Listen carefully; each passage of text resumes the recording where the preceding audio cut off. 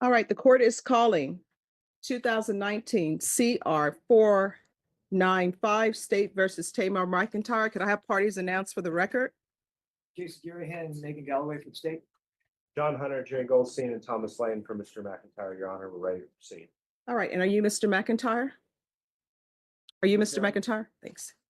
All right, State, if you could have your witness on the witness stand, and Deputy, if you'll bring the jurors in. Give it away for the witness first. Yes.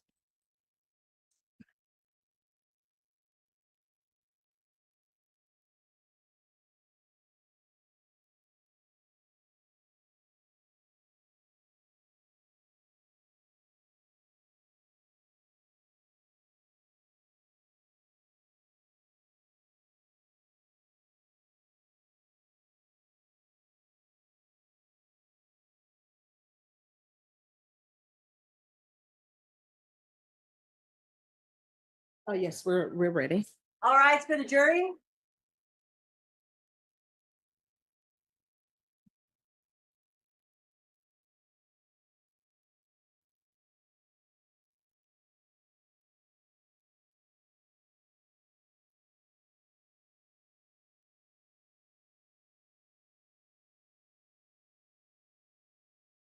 All right, everyone, please be seated. And just for the record, if you could restate your name. Yes, please.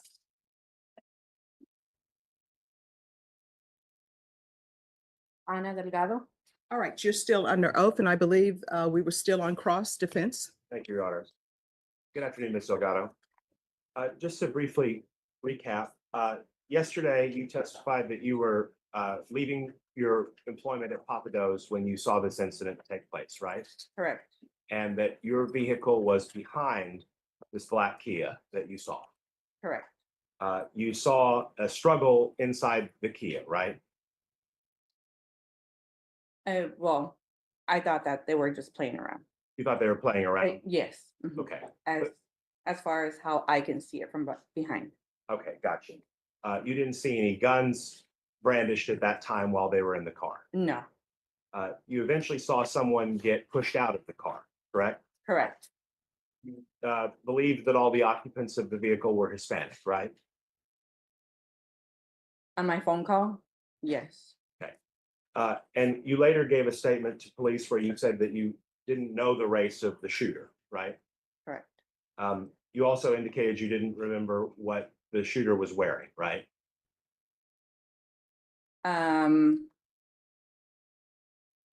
I think he was wearing like a sweater that I recall. Fair to say your recollection Like a back in hoodie. 2017 was better than it would be today. You recall giving a written statement to the police back then? Not of what he was wearing, but I do recall a statement that I did.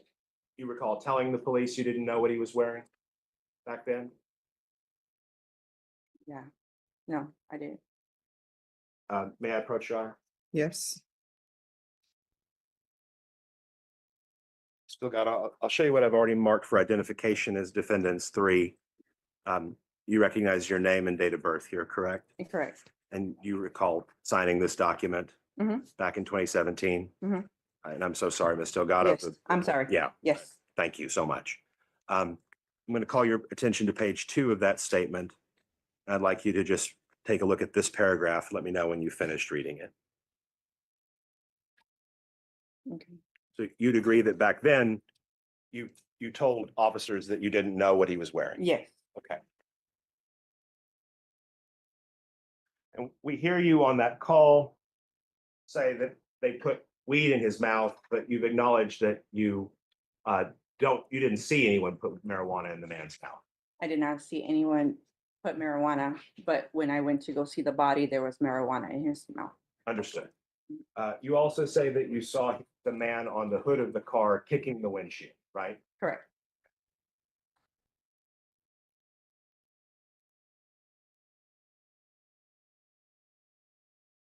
And when you first saw the black Kia and the people messing around or playing around in the car, you and your husband were listening to music. Recall that? Yes, I'll pass the witness. No questions, Your Honor. Is this witness excused or subject for recall? Excused by the defense, Your Honor. All right, the rule has been invoked. You're not allowed to view or anything or talk about this trial while the trial is occurring. Do you understand? yes. All right, you may step down, remove the microphone.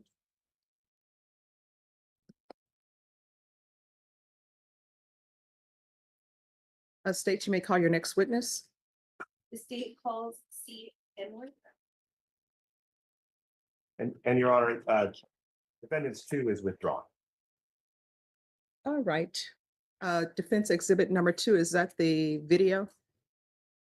All right.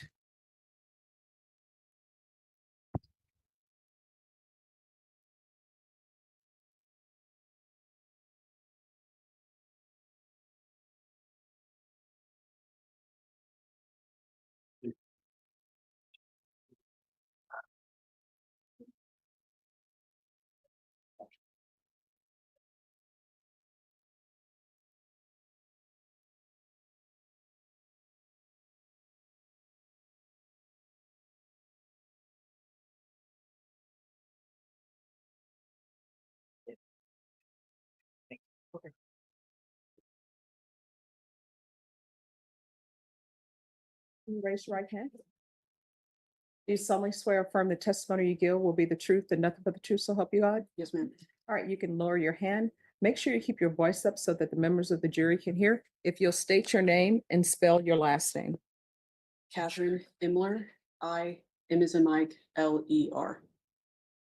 All right, state, you may proceed. Ms. Emler, back in 2017, did you have a different name? I did, What was that? Andrews. And back in 2017, how were you instilled? I was a crime scene investigator for the city of San Antonio. Okay. And as a crime scene investigator for the city of San Antonio, what was your title? Or what kind of training did you have to undergo to become a crime scene investigator? Crime scene investigator training requires 400 hours of in-classroom training, along with 5 weeks of rides with a senior crime scene investigator. And are you trained in evidence collection and preservation? Yes, ma'am. And how long were you employed with the city of San Antonio? Just under 7 years. And on April 23rd of 2017, were you employed as a crime scene investigator with the city of San Antonio? Yes, ma'am. Do you recall what shift you were working? Beach it. And do you recall what time that was? That was a 2 p.m. to a 10 p.m. shift. And on that day, were you dispatched to 27 Northeast Loop 410? I was. And was that location located in Bear County, Texas? Yes. Do you recall what type of location that was? It was a Chick-Fil-A restaurant. And do you recall why you were dispatched to the location? I was dispatched to assist another CSI that was processing a shooting. And what was that CSI's name? Kimberly Wong. And just so the jury's aware, can you explain what the abbreviation CSI stands for? Crime scene investigator. And do you recall the SAPD case number associated with this case? I'd have to see my report. And so you wrote a report back then? Yes. All right. Your Honor, may I approach the witness? Yes. No.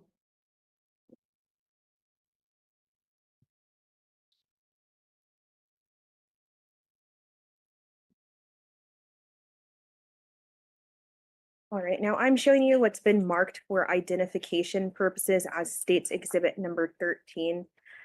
Do you recognize this document? Whoa.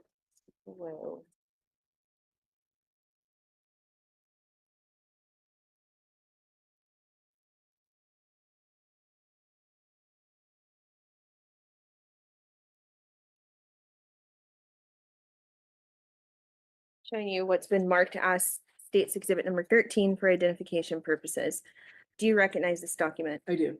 All right, and is that your name contained on the document? It is. And was that your badge number back in 2017? Yes. And this is a fair and accurate version of your report? Yes, And ma'am. you've reviewed this before today, correct? Yes. All right. And would it help refresh your memory if you were able to refer to it during your testimony? Yes, ma'am. All right. Just make sure you don't read exactly from it, but if you need to refresh your memory, you can look at it. Okay. Thank you. Yes, ma'am. All right. Yeah. If you can take a look at that and just let me know what the SAPD case number that was associated with the case was. The SAPD case number is SAPD 17089350. All right. And is there an incident number that was or CFS case number associated with the call? Yes, ma'am. And what is that? It is SAPD 2017 04242102. All right. And do you recall, or can you describe the scene that you encountered once you arrived at the location? Yes. When I arrived at the location, I observed a deceased male with a yellow tarp over him. Parking lot was fairly empty. It was contained. Do you recall what other crime scene investigators you were working with on that day? Yes, Kimberly Wong and Matt Flores. All right. And when you arrived on scene, how does shell casing been located? No, ma'am. All right. Ultimately, you recall who was able to locate the shell casing, Yes, ma'am. and who is that? I identified the shell casing. And in preparation, you met with me before this to go over your reports. Is that correct? Yes, ma'am. And you've had a chance to review some body worn camera footage that contained you. Yes.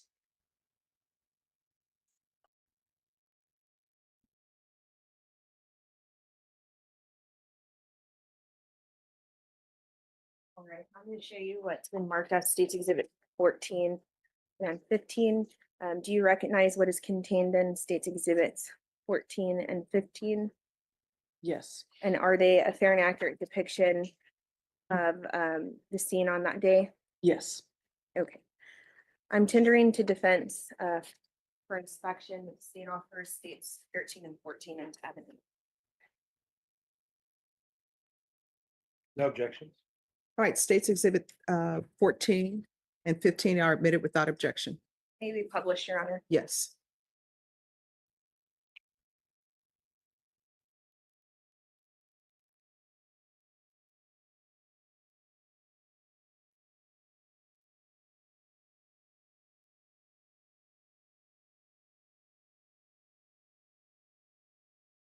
Now, on States Exhibit number 14, can you see that up there?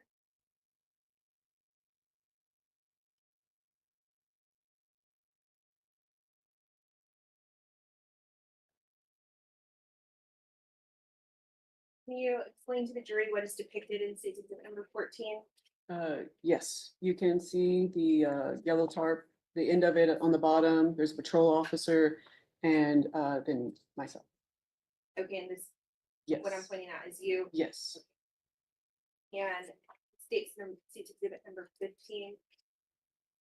this one, again, you can see the yellow tarp in the back, that is Kimberly Wong, and then I'm also in that image. And so this individual that I'm pointing to right here, who is that? Kimberly Wong, Okay, and this individual I'm pointing to, who is that? that's me. Do you recall, so ultimately, you're the person that locates the shell casing and points it out to Kimberly Wong and the officers on scene, is that correct? Yes, ma'am. Right, and do you recall what kind of shell casing it was? It was a 9mm. All right.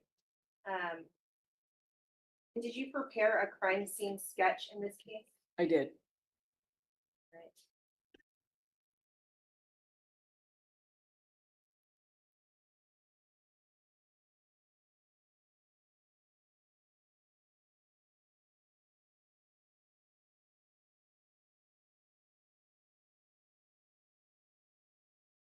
Now, I'm showing you what's been marked as States Exhibit number 16. Do you recognize what that is? Yes, And did you participate in the participation of this diagram? I did. And were you familiar with the locations and objects contained in the diagram at the time of the preparation?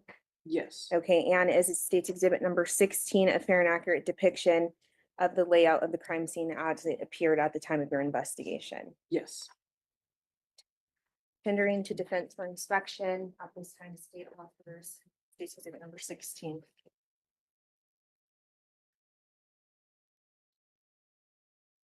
No objections.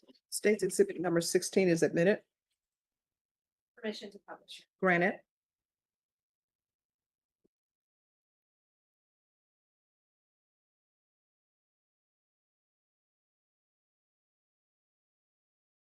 So briefly, can you explain to the jury the process for preparing the sketch and obtaining the measurements that are obtained within the sketch? yes, ma'am. So after the items of evidence are identified, a sketch is completed, noting any structures or any information that may be able to provide detail about the location, in this case, a parking lot. Each item is measured from 2 points of reference using a wheel, measuring wheel. And then you take 2 measurements, one, in this case, maybe from a curb line to that item of evidence, and then from another curb line to that item of evidence. And I'm going to zoom in on States Exhibit number 16.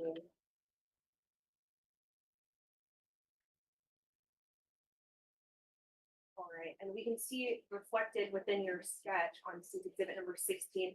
There is something labeled E1. Do you recall what E1 represents? E1 represents the shell casing that Kimberly Wong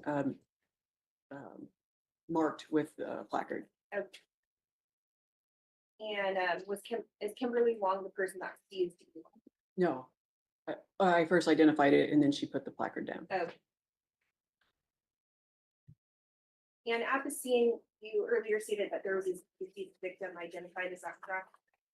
Yes, there was a deceased victim on scene. Okay. And as part of your duties as a crime scene investigator, had you previously been trained on collecting gunshot residue samples? Yes, Okay. Can you explain to the jury if that's something that would have been done in this case, yes. and why is that? Anytime that there is either evidence or suspicion of a gunshot residue tests are collected from anybody that's possible, even the deceased victim. And, you know, sometimes they want it from witnesses, but in this case, the deceased victim. And what does the gunshot residue kit contain? It contains 2 vials, one for your left, one for your right hand. It contains gloves, and it also contains a document that you have to fill out, basically answering questions if you're able to. Sometimes you can't answer the questions. Okay, and can you just explain to the jury how you go about collecting the sample? Yes. In general or in this case? In this case? Okay, so in this case, the medical examiner arrives on location and basically provides the permission to collect it. You again use 1 vial for their left hand, 1 vial for their right hand. It has like a sticky pad on it, and you essentially tap the back side of the hand, sometimes down the wrist, in between the fingers, on both hands. And that's what you did in this case? That is what I did. Okay, and so did you follow all the appropriate instructions and procedures? Yes, ma'am.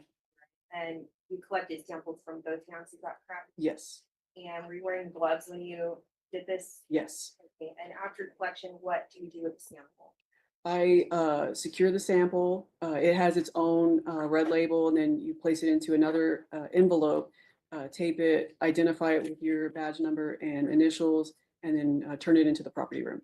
Okay, and is this evidence seized under SAPD case number 17089350? Yes, Okay, and when you seized that, well, if you wanted to look at your report, was that marked as E1 in your report? in my report, it was identified as E1. And when you seized it, did you make any unique markers on it? Yes, my initials and my badge number and the date.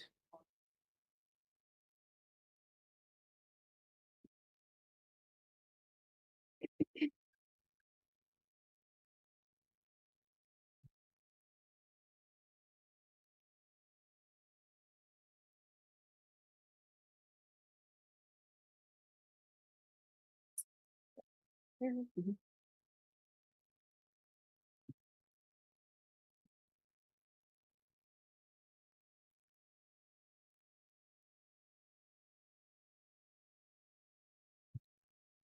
All right, now I'm showing you what's been marked as state's exhibit number 17. Do you recognize this? Yes, Okay, and is that physical evidence that was seized under SAPD 17089350? it was. Okay, and is state's exhibit number 17 labeled as E1 in your report? It is. Okay, and you've seen this before, state's exhibit number 17? Yes. And when and where did you first see it? When I collected it, you mean? Yes. Yeah. On yeah, scene, on is that scene, correct? Yep. Okay, and does it have any unique identifying markers on there? Yeah, it does have my initials, my badge, the date. I also indicated a biohazard, and then of course the evidence ID label. Okay, and is that how you're able to recognize that it's the same thing that you seized back in 2017? Yes. Um, do you want to approach and come look at it? Sure.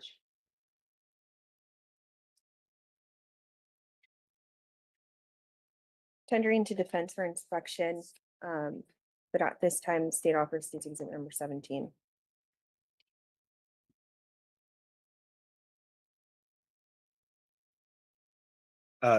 Your Honor, can I briefly void dial the witness? Yes. Afternoon, how are you? Hi. This is labeled as E1 on your GSR kit, Yes. correct? Okay. that's different than the E1 on the sketch that we see on the overhead? That's correct. Okay, so they're both E1 for these Yes. purposes, but Mhm. this is just simply the gunshot residue testing on the hands of the deceased. Yes, sir. No objections. State's Exhibit 17 is admitted. Can I?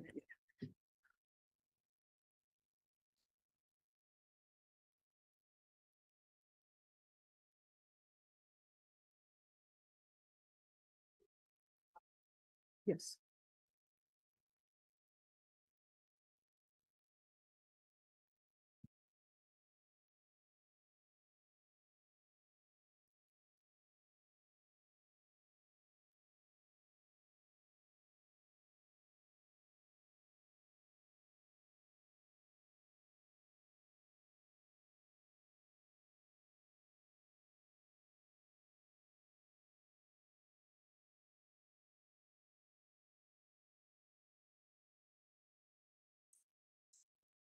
See.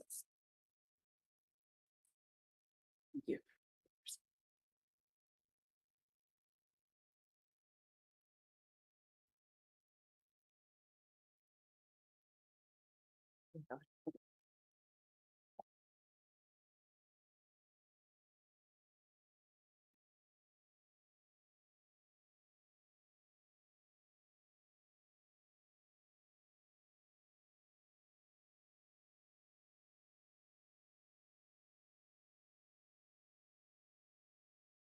Okay, and just for the record, you've pulled out another envelope that was contained inside of State's Exhibit number 17. Can you explain what that is? Yes, this envelope is the actual gunshot residue test. It has the contents of the vial. Before you open it, it would have gloves and the document and everything in there as well. Okay, and just on the front of that, do you have a unique identifying mark on that? Yes, my first initial, last name, my badge number, and the associated case number.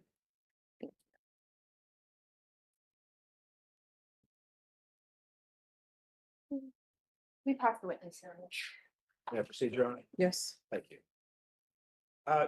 So I want to call your attention back to the sketch that's on the overhead. Yes, sir.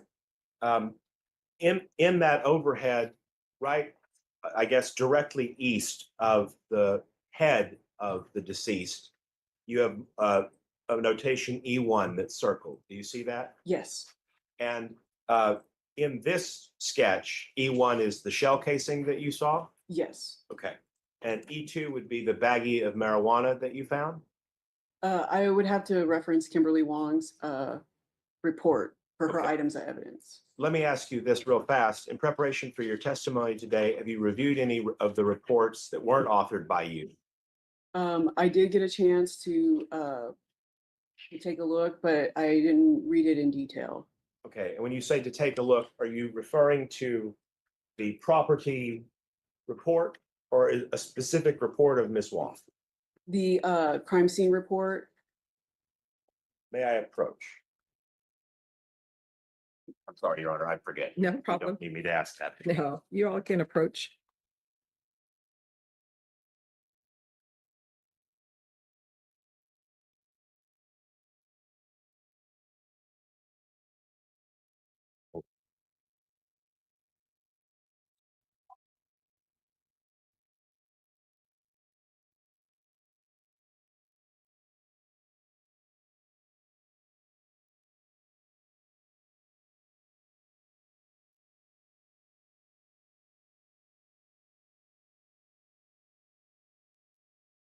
I just want to show you for identification defendants 4.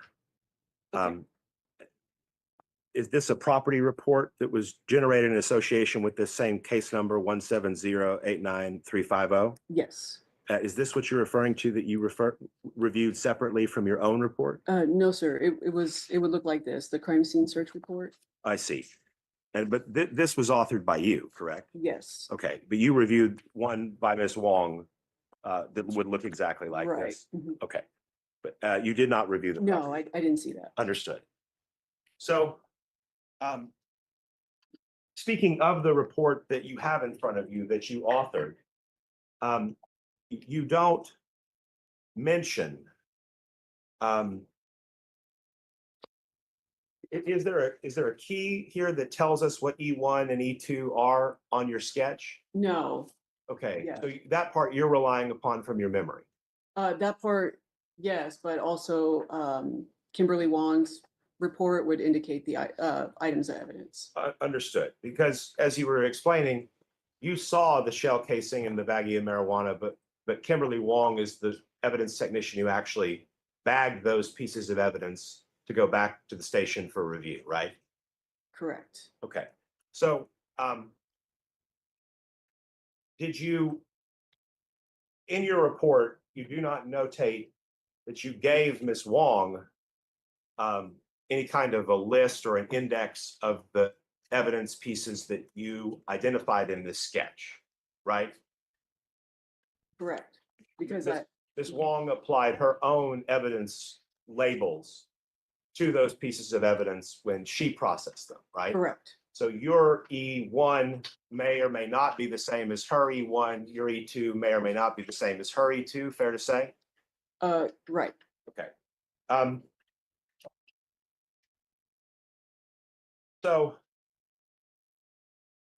who's Allison Bustamante? She is another crime scene investigator? Okay. And was she present at this scene? No, But she was involved in this investigation at another scene related to it, right? I have no knowledge of what was processed outside of this scene, so I'm not sure if she was or not. Okay, understood. So would it surprise you to know that there have been multiple items of evidence entered in as E1s, E2s, E3s, et cetera? That would not surprise me. Okay, that happens fairly common. Yes, that is the standard. That is the standard. Yes, In other words, your story is your story. What you did is in the chronological order of your observation, E1, E2, E3. And then somebody else was sent to the scene and they have their own E1, E2, E3. correct. Eventually, you all put barcodes on pieces of evidence to better identify them, right? Correct. Mhm. When is the barcoding process done? We create the barcode back at the, we have a crime scene lab, and that's where you enter the information into the database and it will print a physical label. And you were not involved in the creation of any of the barcodes for any evidence seized from any scene in this case, right? Just my own. You just your own. Yes, Okay, so you would have created the E1 barcode? yes. Okay.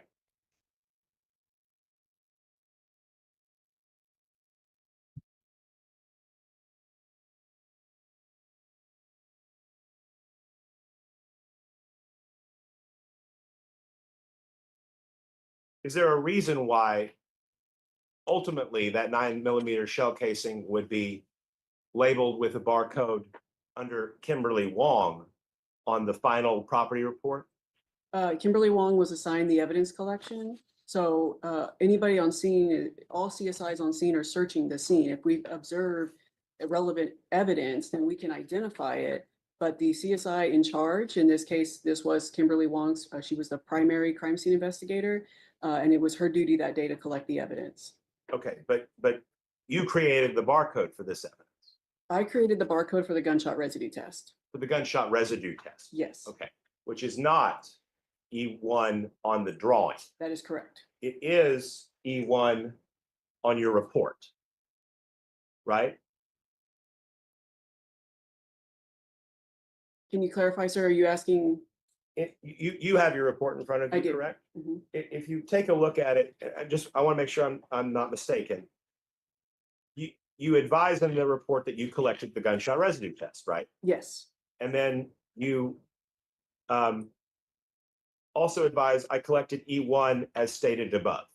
Do you yes, recall writing that? yes. Is the E1 as stated above in this report that you authored the gunshot residue test, or is it the 9mm shell casing? The gunshot residue test. Okay, so your E1 on your report is the gunshot residue test. Yes, The E1 on the sketch is the shell casing. yes. Okay. You have no supplemental reports explaining that you called two different things E1 through the course of your role in this investigation. No, Okay. When would you have created the barcode for E1? when I returned back to the office and I entered the information, And that barcode was for the gunshot residue testing swabs. Yes, sir. Okay, so you did not create a barcode for a 9mm shell casing? No. Okay. Pass away. No further question.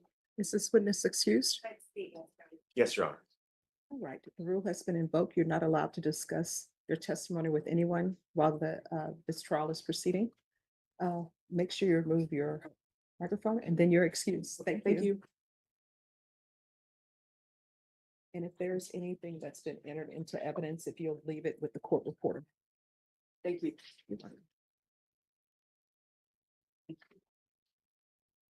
All right, state, call your next witness. The state calls Sergeant Mount.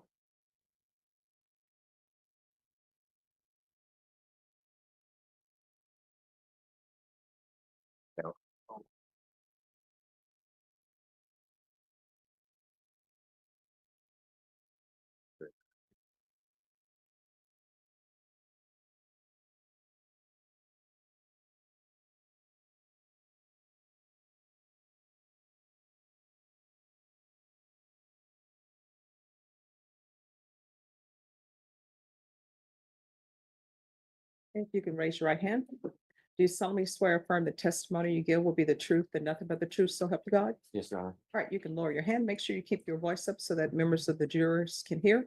And if you will state your name and spell your last name, please. Yes, ma'am. My name is Robert Mount, last name Mount. Right, state, you may proceed. Thank you, Judge. And it's Sergeant Mount now? Yes, sir. And are you employed by the SAPD? Yes, sir. And how long have you been employed by the SAPD? 14 years. Next month will be 15. Congratulations on 15. I appreciate it. And I'm assuming you go about becoming an SAPD officer, you have to go through certain training. What type of training, briefly, did you have to go through to become an SAPD, just officer? Yes, sir. So I went to the San Antonio Police Department's training academy, and during the academy, became a state certified peace officer through the state of Texas. And during that training, we went over various topics such as the Texas Penal Code, the Texas Code of Criminal Procedure, and the San Antonio Police Department's General Manual, which goes over policies and procedures. And again, you stated you've been with the SAPD for 14 years. Yes, sir. And when you initially joined up, you were a patrol officer or just an officer, is that correct? Yes, sir. And then is there anything in between an officer and a sergeant? Yes, sir. So it was about 4 years in, I became a field training officer. And at that point, I was responsible for training new officers out of the academy. And can you describe to the jury what a field training officer is? Sure. So a field training officer, essentially officers will go through the training academy. Once they graduate, they have to ride in the field with a field training officer for a period of time. And they go through different phases of training. And then once they get through those phases of training, they're evaluated and then they're released on their own as long as they pass those different phases. So a field training officer is somebody that assists other officers in I guess their duties, Yes, sir. and it's trains. Yes, sir. And is that commonly referred to as FTO? Yes, sir. And after you became FTO, then you become the sergeant. And how long have you been a sergeant? Well, in between there, I was a family violence detective, Oh, and then I became a supervisor, a sergeant. And I've been a sergeant since October of 23. thank you. I'd like to reference April 23rd, 2017, roughly a little after 5 o'clock in the afternoon. That's why you're here today. Yes, sir. Do you recall that day? Yes, sir. And do you recall being dispatched to a certain location in San Antonio? Yes, sir.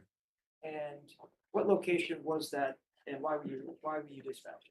We received a call for a shooting in progress, and we went to the location of 410 and McCullough is where the calls were coming out. And when you arrived at this location, what are your initial duties at that time? So for us at that point, acting in the capacity of a training officer, our job basically, we were taking report responsibility. So when we got there, we were trying to gather information that was needed in order to establish, number one, whether or not a crime was committed, try to get the elements of the offense, and try to determine what evidence may or may not be available. And you stated we. Do you mean all the officers at the scene, or do you, can you describe to the jury what you mean by that? Sure. So I was riding as a front seat passenger. I had Officer Chase Thackerson. He was riding with me at that time.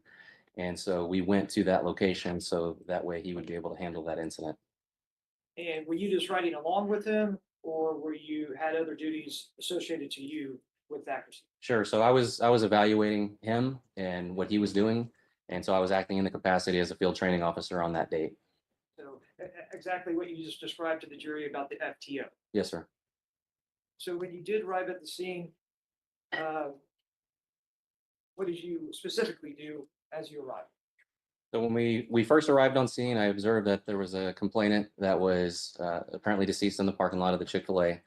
And when I had gotten there, I observed that there were other various people in the area. And typically when we have somebody that passes away, just out of respect, we try to cover that person. And so I got with one of the emergency medical technicians from the San Antonio Fire Department and asked if they had a yellow sheet so that way we could cover the complainant.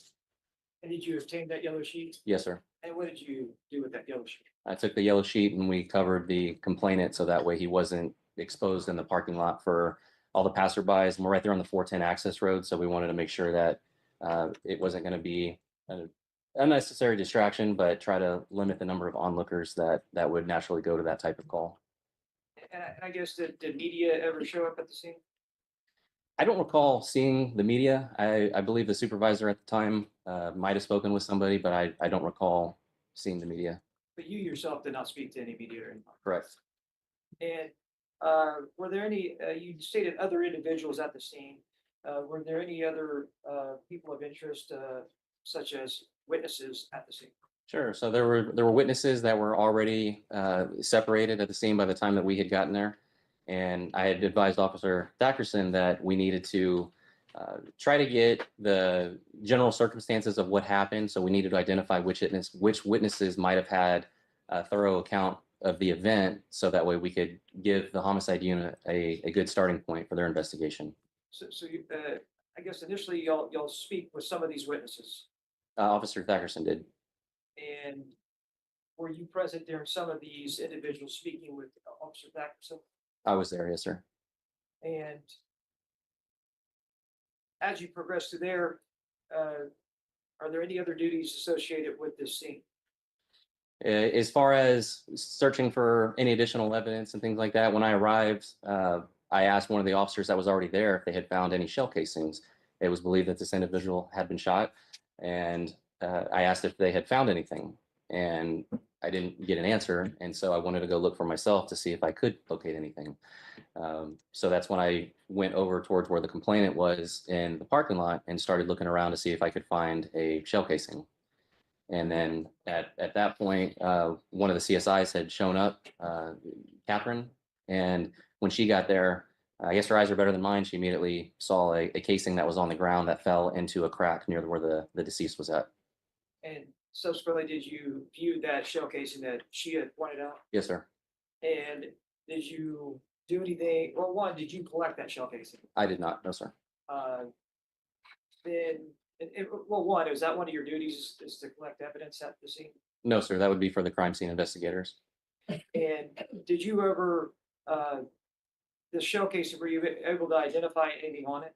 Sure. So I kneeled down next to where the casing was located so I could try to read the head stamp because I wanted to see if we could identify what caliber of weapon was used. If it was in this particular circumstance, when I kneeled down, I was able to read that it was a Blazer Luger 9mm round.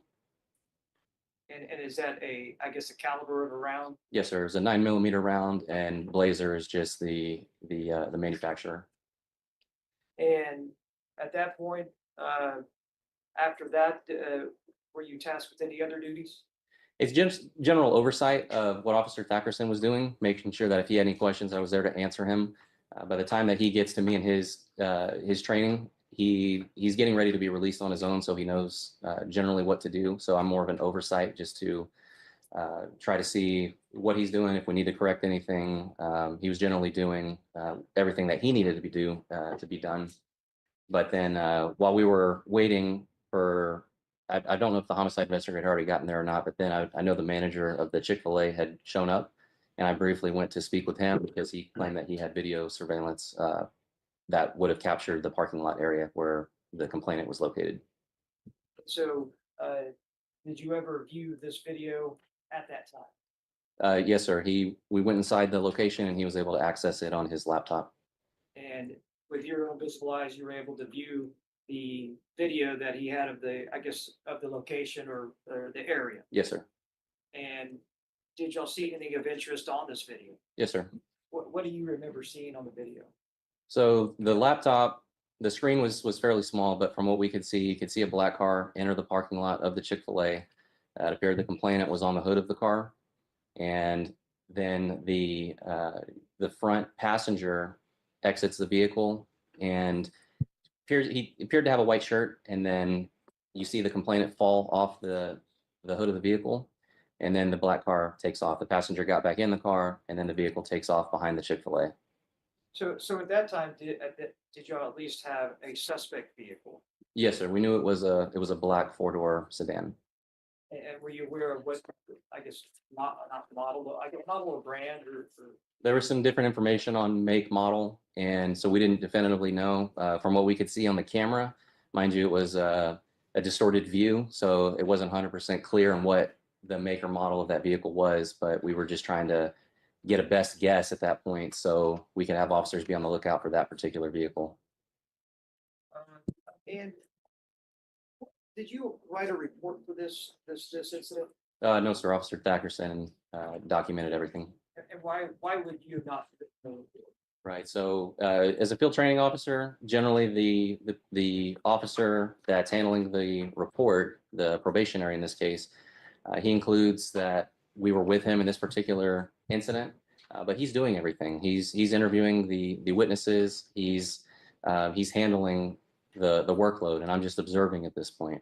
If it was earlier in his phase of training, I would have been more hands-on with him, but he's towards the end, getting ready to be released on his own. And so at that point, he's handling most of the responsibilities. So at the time back when this incident happened, would you have reviewed his report? Yes, sir. So generally what happens, and in this case, we went down to the homicide offices, and before his report was submitted, we had the homicide investigator, he reviewed it, and I reviewed it as well.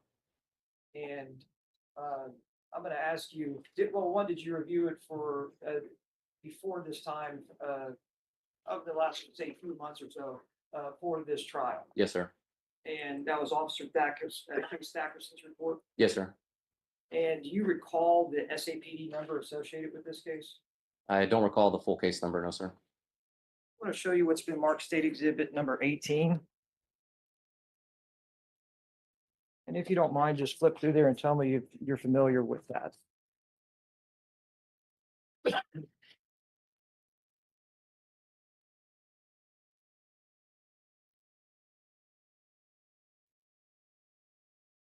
Yes, sir. This is the report that Officer Thackerson wrote.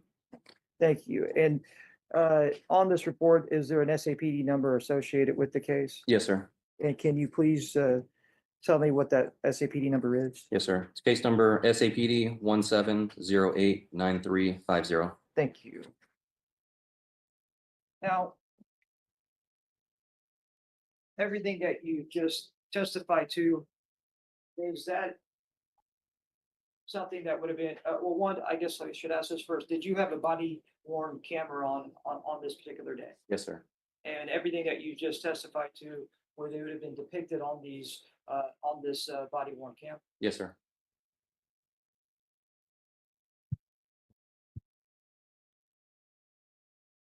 I'm going to show you what's marked State Exhibit number 19 and number 20. If you can just look at that, if you need to take them out of the envelope, that's fine. If you can identify that and let me know. Yes, sir. And how are you able to identify these discs? I've put my identifying information on both of these discs. And have you viewed both of these discs? Yes, sir. And do they fairly and accurately represent your body worn camera that day? Yes, sir. And the only difference between these discs and the ones that I guess the camera, is that these don't have audio. Is that correct? Correct. These have been muted. Okay. And let me ask you this, there's two of them, and I think we discussed this before. Why are there two discs? At one point, I had gone to use the restroom, and for obvious reasons, I turned the camera off while I was in the bathroom. And so that's why we have two different, Yes, sir. cams. Yes, Okay. sir. And let me ask you this, when you went to the restroom, was it earlier on in the investigation of you at the scene, or was it later on? It was towards the end when we were inside the Chick-fil-A. The manager was there to review the video. Okay, thank you. Your Honor, the state offers state exhibit number 19 and 20. Will tender to defense for any objection? No objection. State exhibit 19 and 20 are admitted. Maybe publish? Your Honor? Yes. And again, Your Honor, we're going to be doing this from the hard drive of the computer for purposes of time. And if there's no objection, it's the exact copy of what we have on the disk. That's fine. You may proceed. Thank you.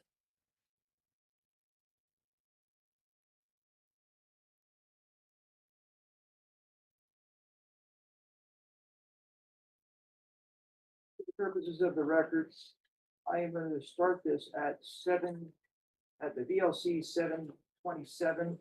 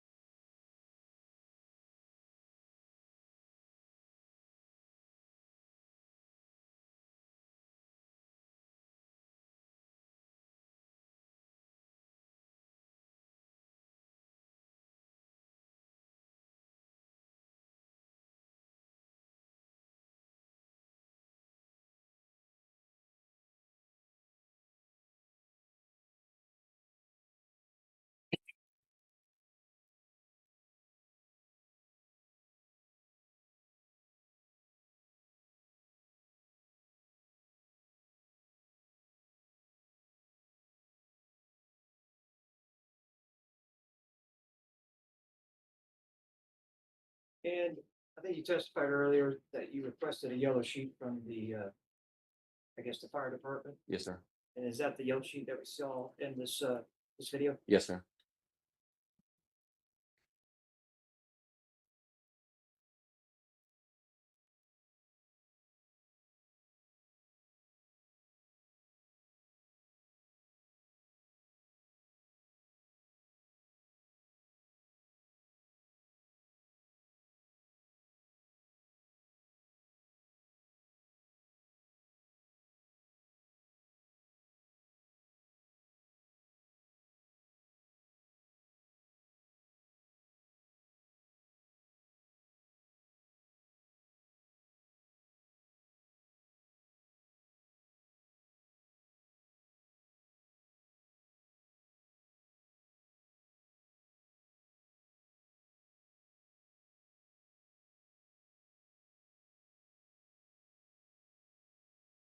I paused it, or rather, my co-counsel, Ms. Galloway has paused it at 10:14 VLC. Is there anything in this video that is of interest? Yes, sir. And what would that be? The casing that I eventually it was called attention to is actually in the crack or the crevice right there next to the victim. I'm going to point out that you're saying this area right here. Yes, sir.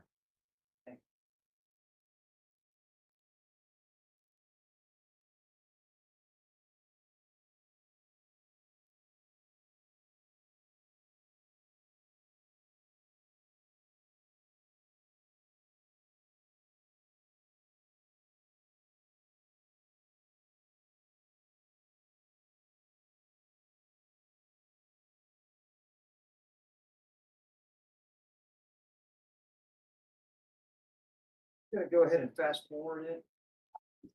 at this point, Judge, just for time?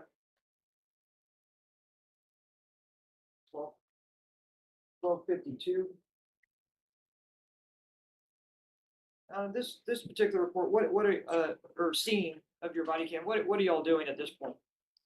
At this point, going over the case with Officer Thackerson, just trying to make sure that we're getting everything done that's needed to be done. And the person to the right in this video, That was one of the witnesses that was identified and that he had spoken with.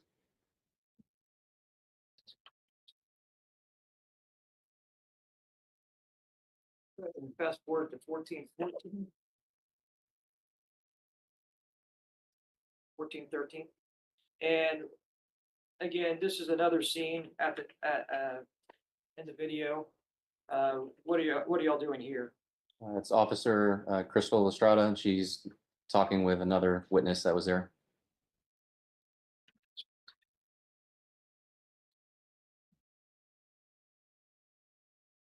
Fast forwarded at this point.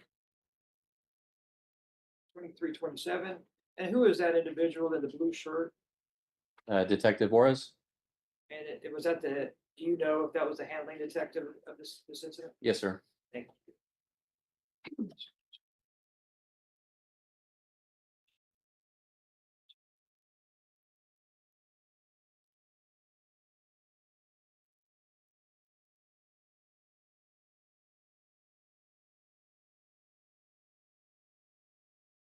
I'm gonna fast forward to 33:55. And again, I guess this is very similar to some of the other scenes, but can you describe to the jury what we're looking at here? I believe this is as just generally discussing how we're going to handle everything. That's Officer Sandra Chapa. And it's just a general overview of what we're going to do, what we've discovered, and how we're going to go about documenting everything.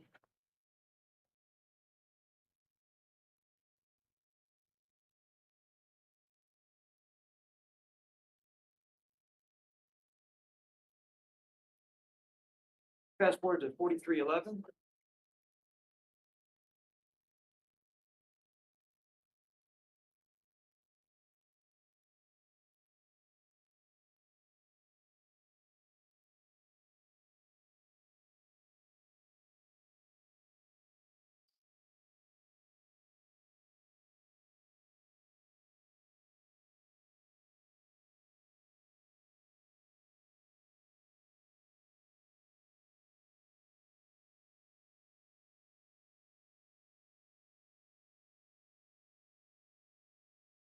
And what do you recall that's happening now?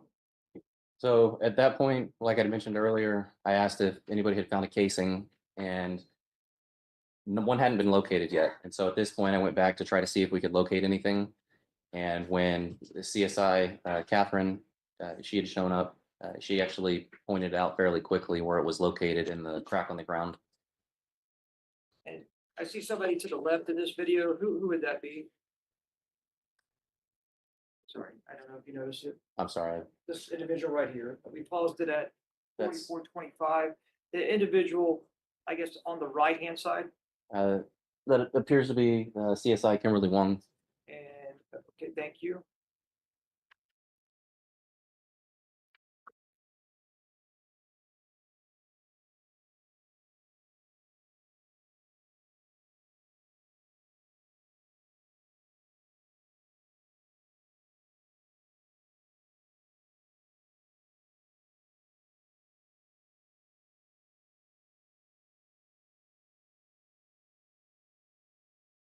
We paused it at 44:34.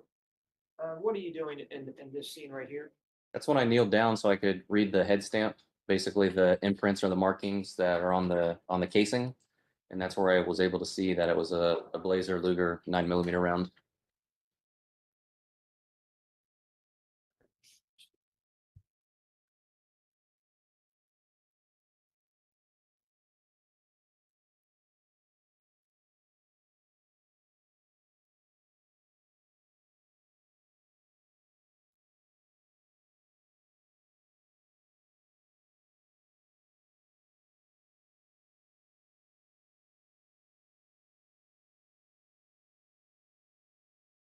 it started back at 49:14. And we paused it at 49:17. The person bending down next to the yellow tarp where the victim is, do you know who that is? CSI Kimberly 1.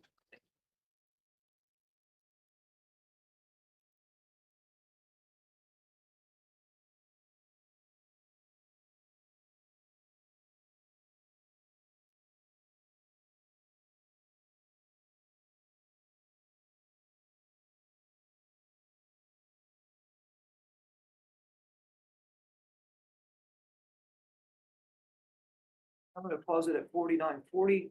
There's three individuals in this, but I'm interested in the individual to the left. Looks like wearing a badge and shirt from SAPD.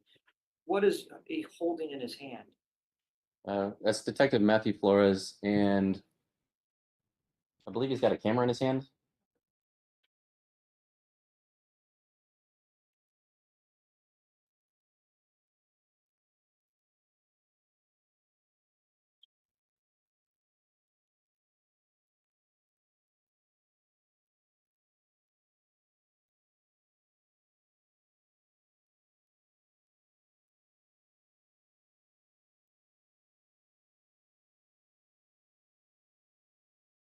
We start playing this at 1:40, 1 hour or 1:45:52, and now we obviously jumped a large portion.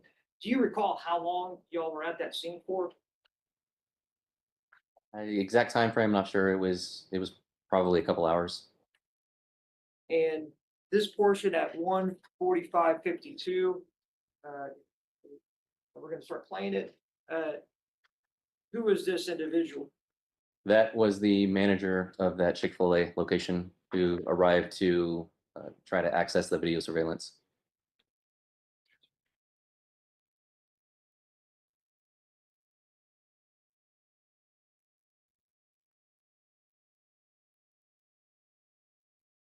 And we fast forwarded to 1:54:00, and it's playing. And is this when y'all are accessing the video of this, of the Chick-fil-A? Yes, sir. And this is what you stated earlier in testimony that you viewed about the black vehicle or car, is that correct? Yes, sir.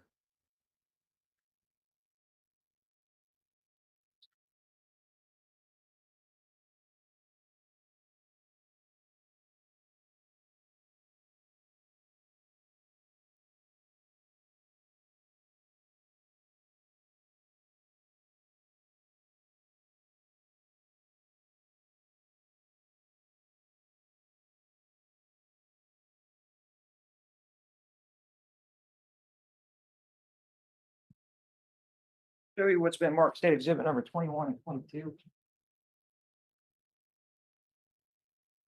Can you just look at those and tell me if you can identify those? Yes, sir. And state exhibit number 21 and 22, what are they? There are still images from my body worn camera that I was wearing. And are these a fair and accurate representation of what you saw that day? Yes, sir. And is a fair and accurate representation of the shell casing you saw that day? Yes. Your Honor will offer state exhibit number 21 and 22 to defense for any objections.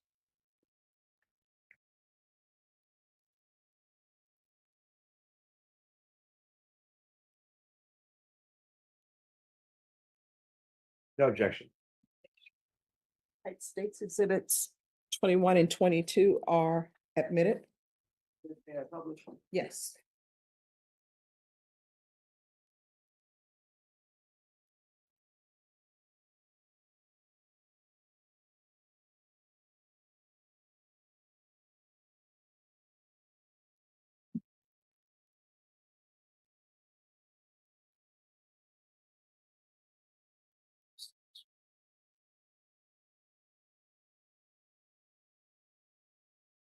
So state exhibit number 21 that's zoomed in on the overhead projector here. You're stating that right there was that shell casing that you found later? Yes, sir. And this was I guess, what time do we call that right there? Military time? Is that military or Zulu? I guess, yeah, All right, but this was at, on the BLC, is that 1014 on that BLC claim? yes, sir. Thanks. And then this is state exhibit number 22.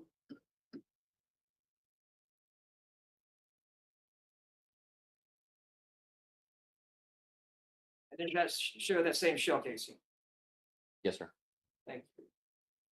This time, Your Honor, we'll pass the writ. Have proceed, Your Honor. Yes. Good afternoon, Sergeant. How are you? I'm doing well. How are you, sir? Well, thank you. In the photographs that the state just showed you, I couldn't quite tell. Did you physically touch the 9mm shell casing? No, sir. I just kneeled down so I could get a better look at the head stamp. Okay. And I assume the reason you didn't pick it up and look at it is because you know that it would be important to check and see if there are fingerprints on that casing, right? Yes, sir. It was going to have to be processed. And potentially touch DNA, skin cells left on the shell casing? Yes, sir. Yes, sir. Because you didn't pick it up, I gather you didn't smell the shell casing to see if it was fresh burnt powder. No, sir. And I mean, you've been an officer with SAPD 14 years. It's not uncommon to find spent shell casings lying around all over the place in San Antonio, right? Correct. And you looked at the head stamp and you noted that it was a Blazer Luger 9mm. Yes, sir. Okay. Yeah, you mentioned that you were sort of supervising and at the end stages of training up another officer who was in field training status, right? Yes, sir. And we see at different points on the video you interacting with that field training officer, and I gather you're giving him advice. Yes, sir. You, in particular, talked to him about the importance of delegating responsibility in a crime scene this large. Yes, sir. Because there are several witnesses, many eyewitnesses, and if you were making one officer ask all of those people questions, it would take all day, right? Yes, sir. So because of that delegation, I guess there is, of course, a risk that some people don't get spoken to because you can't be watching what everyone else is doing while you're asking questions, right? It's a possibility. Can we pull up his video at 24:55? Yes. Yeah. Yes.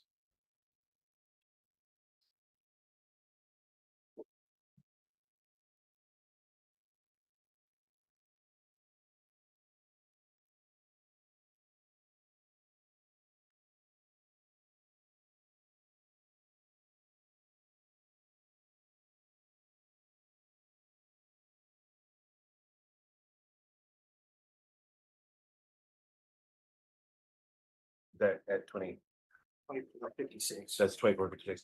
So that gentleman you're speaking with there, do you recall his name? I would have to refer to the report. Okay. Do you have that report with you? Yes, sir. Would you mind checking for me? Refresh your memory if you can.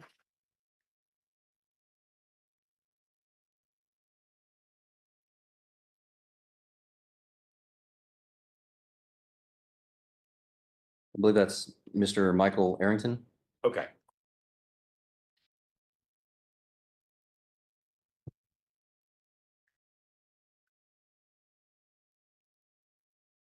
You identified Ms. Wong on the footage, correct? Yes, sir. She's an evidence technician. She was at that time. Yes, sir. Okay. And did you see her physically collect the shell casing? I don't believe so. Okay. So you don't know whether she followed the protocols that would be needed or not. I don't. I didn't observe her. I don't believe. Fair. You go in with the manager and look at the Chick-fil-A surveillance, right? Yes, sir. And you remarked that the camera that Chick-fil-A had a distorted view, right? Yes, sir. Okay. So while it showed enough for you to say that you were looking at the offense, you were looking at someone being shot off the hood of a car, the specifics of that are things you can't be very certain about looking at the footage, right? Correct. And you indicated that you believe the person who got out of the car and fired the shot was wearing a white shirt. That's what it appeared to be. Yes, sir. Okay. But when you say it appeared to be, you acknowledge that it's a very bad piece of footage. It could have been better. Yes, sir. Okay, I'll take it. Could have been better. Um.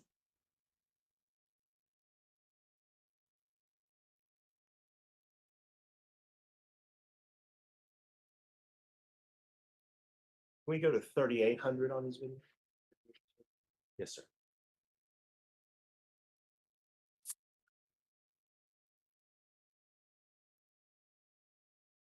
So here you're just speaking with your field training officer, correct?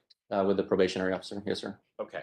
And at one point, you are giving him instructions about who's SP1, SP2, SP3, et cetera. Do you recall that? I believe so. Yes, sir.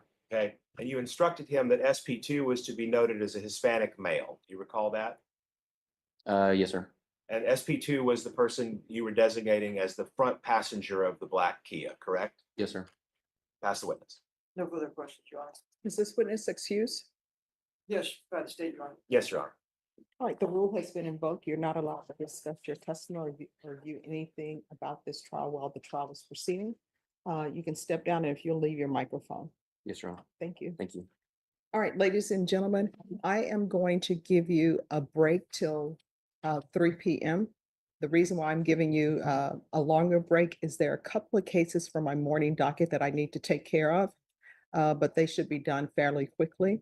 Remember my previous instructions. You are not allowed to discuss with each other what you've seen or start internally deliberating with yourself. You're not allowed to view anything about this trial. If you see anything, turn it off. You're not allowed to do any investigation. Does everyone understand? All right, everyone, please rise for the jurors.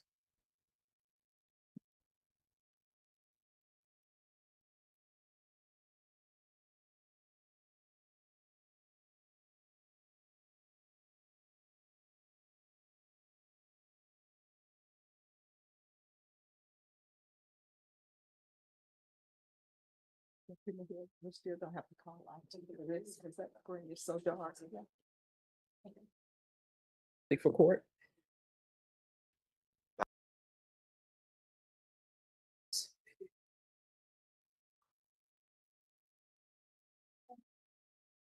Five. Gonzalez, defense attorneys. I'm sorry, 6. Is it? Is it a fair and accurate depiction? Yes, ma'am.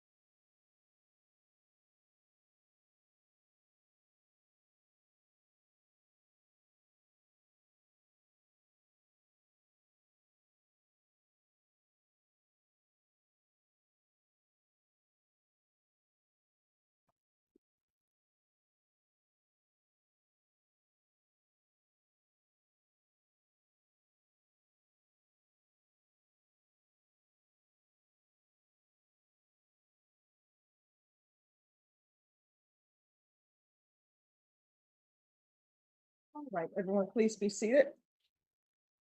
State, call your next witness. The state calls Detective Flores.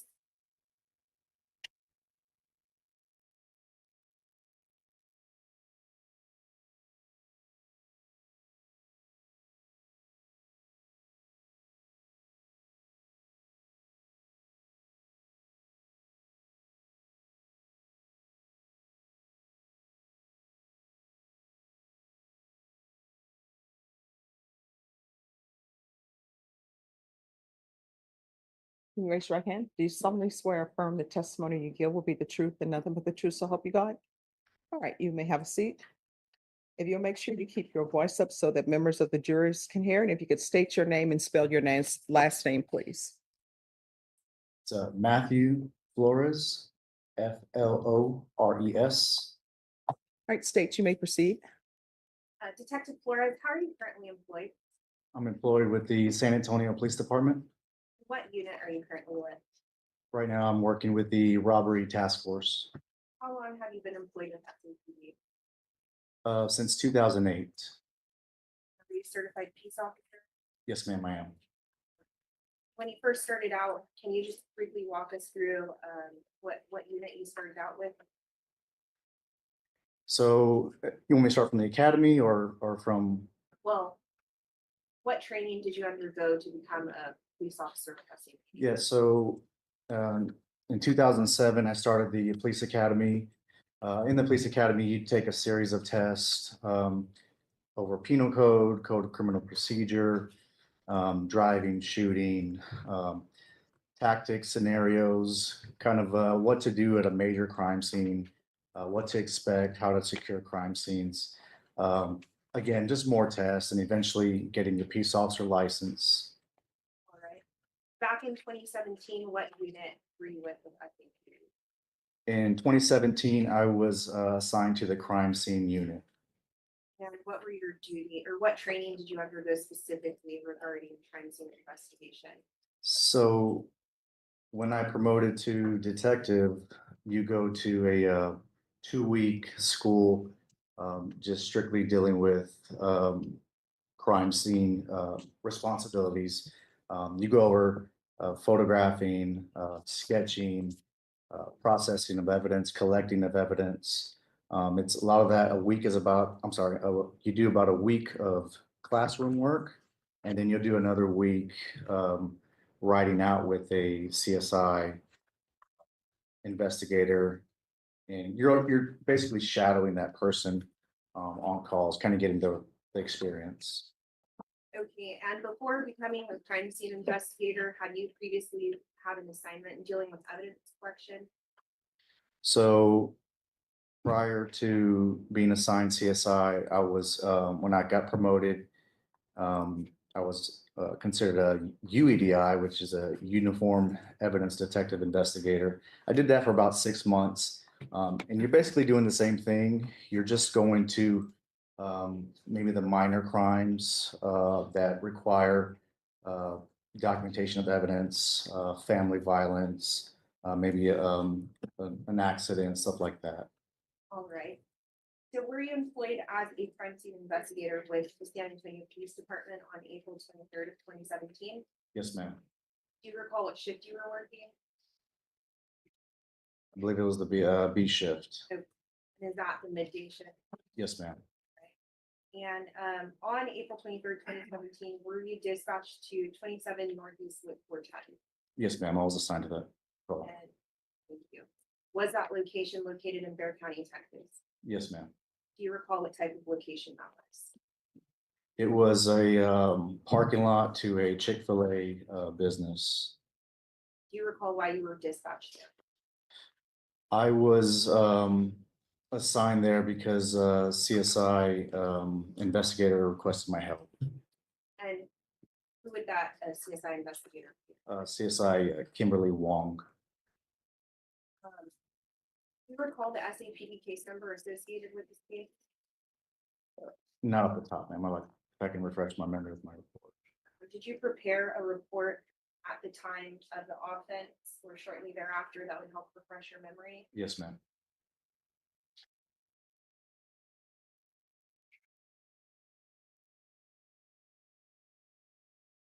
I'm showing you it's been marked for identification only as state's exhibit number 23. Can you take a look at this document?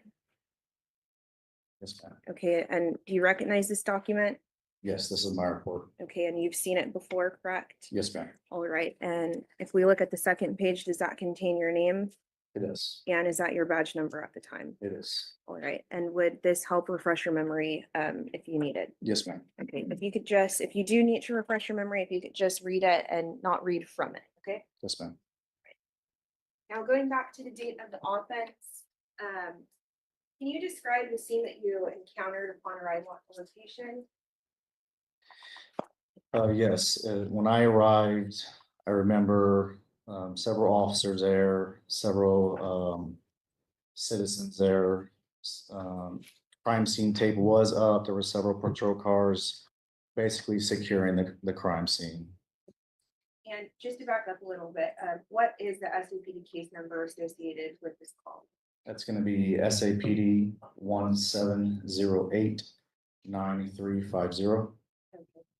And you mentioned earlier that you were working with CSI Kimberly Wong. Do you recall any other CSIs that were assigned to that? Yes, Catherine Andrews. Okay. And so specifically regarding your role at the scene, what was your role at the scene as a CSI?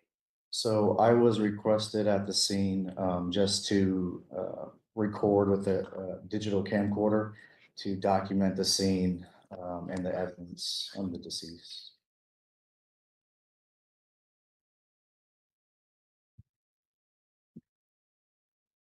And show you what has been marked as police exhibit number 24.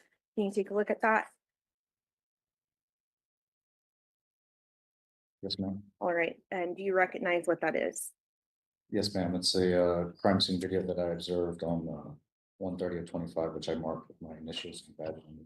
Okay, and is that how you are able to confirm that what is contained upon the disc is the crime scene video that you took at the time of the offense? Yes, ma'am. And is it a fair and accurate depiction of the scene at the time? It is. And has it been altered in your knowledge to any way? No, ma'am. We are tendering to defense for inspection at this time. The state offers state's exhibit number 24. No objections, Your Honor. All right, State's Exhibit number 24 is admitted without objection. Maybe publish. Yes.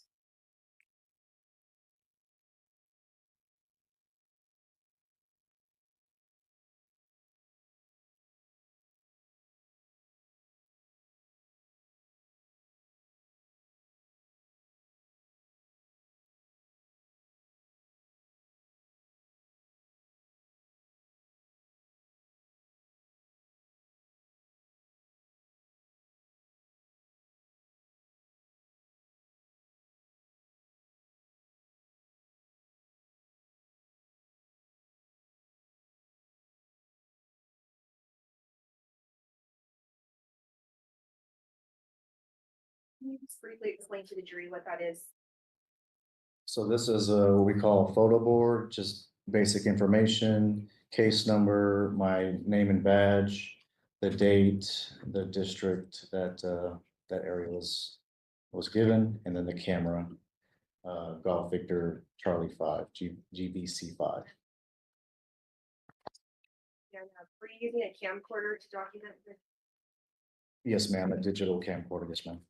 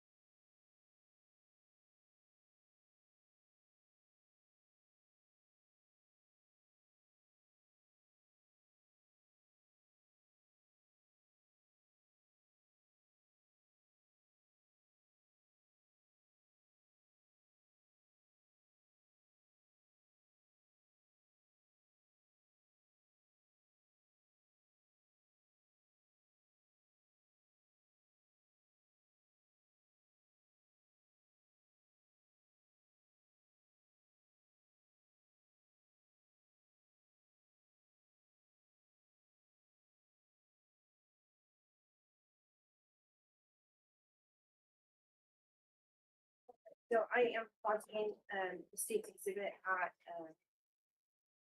3 minutes and 32 seconds. Can you explain to the jury what that is? Yes, this is as an evidence placard, number one, which is next to a, parent spent shell casing.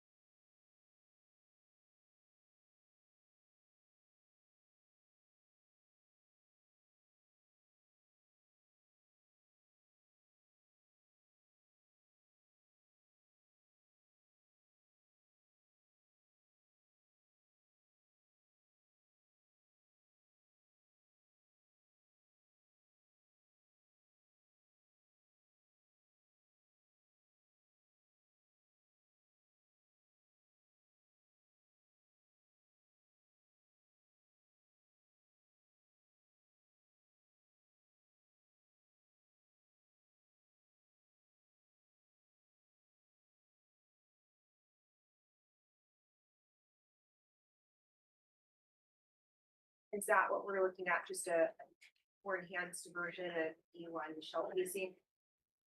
Yes, ma'am, just another close-up of the, this casing.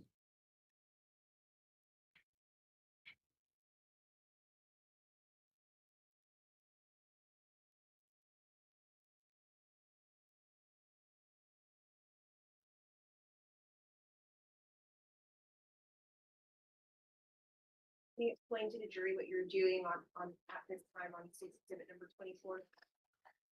So communicating with CSI Wong, uh, I was advised this was the path the Objecting vehicle. hearsay, speculation.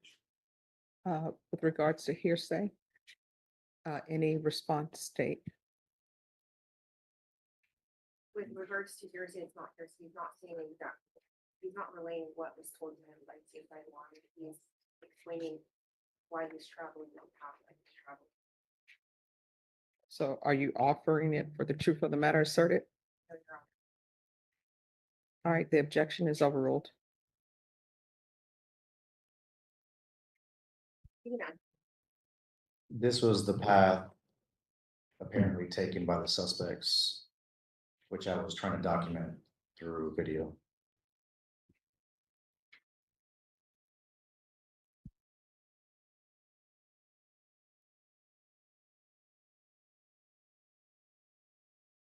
To my knowledge, it was after the shooting.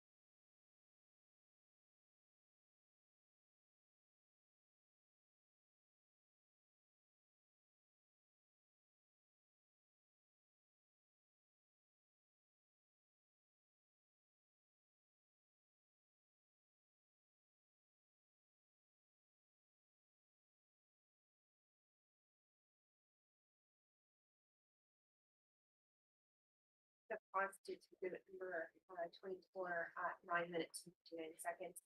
Can you explain to the jury what is depicted on the state's exhibit number 24?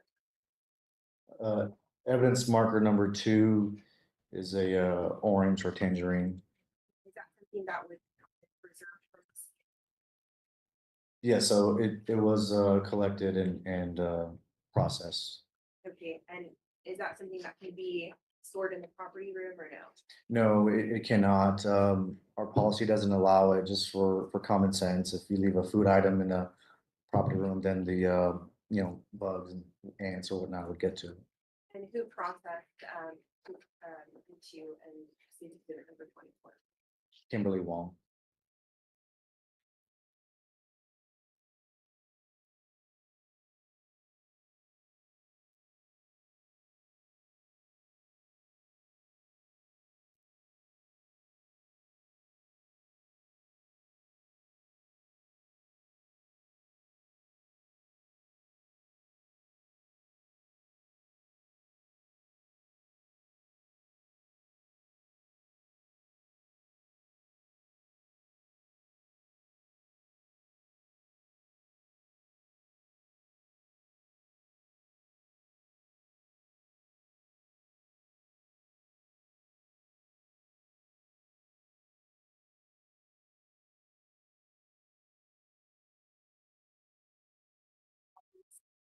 For 24 at 10 minutes and 48 seconds.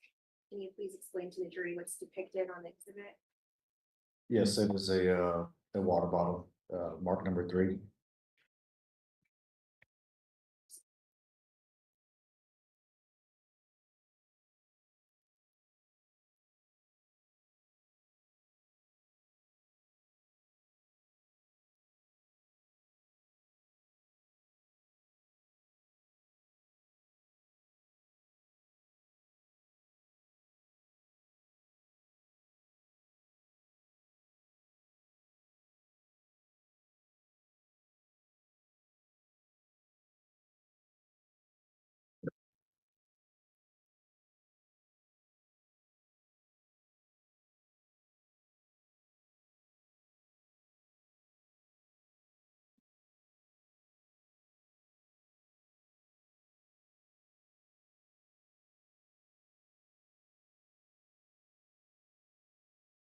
That just a different vantage point of E1. Yes, ma'am, just a different perspective of E1 and the other evidence as well.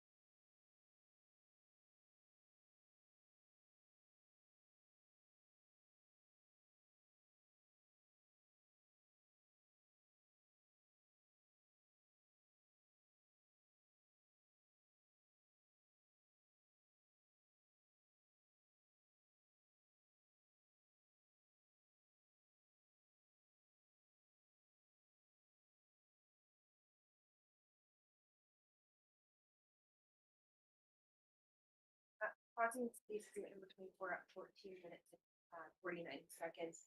There's nothing marked there, but can you explain to the jury? I know it's clear that we all see a deceased victim, but nudged under the right side of his body, there's nothing marked. But do you recall what that is? It's a bag of apparent marijuana.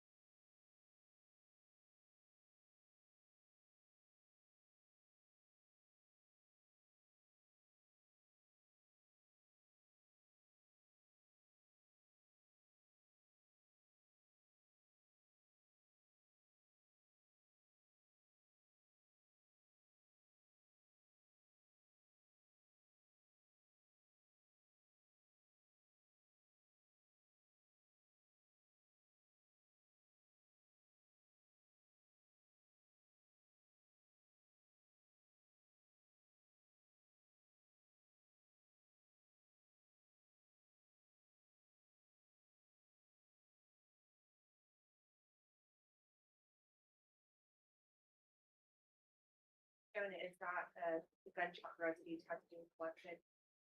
Yes, ma'am.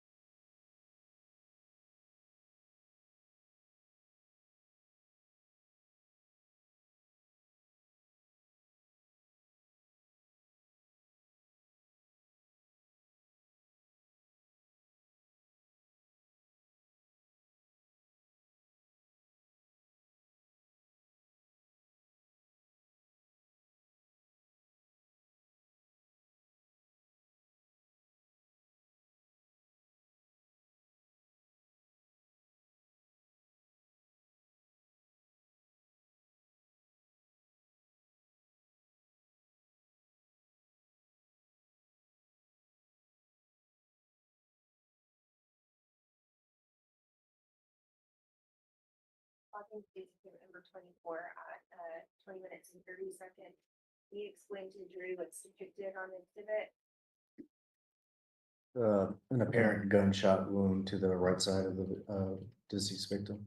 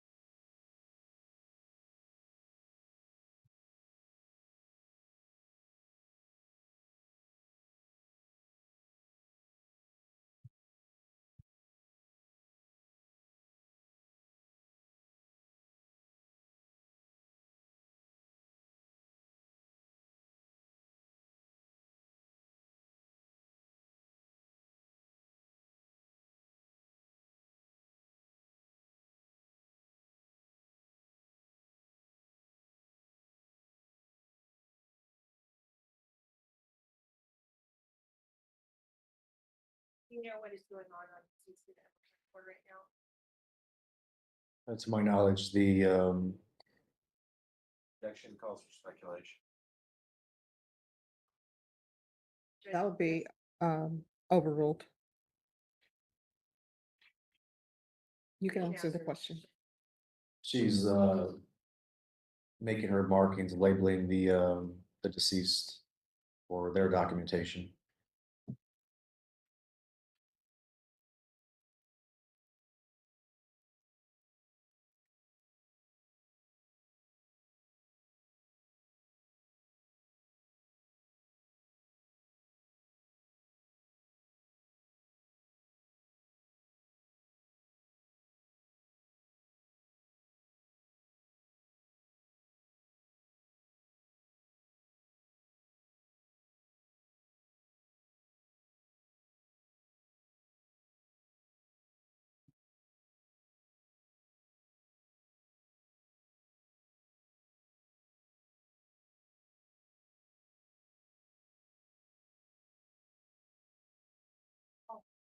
Of course.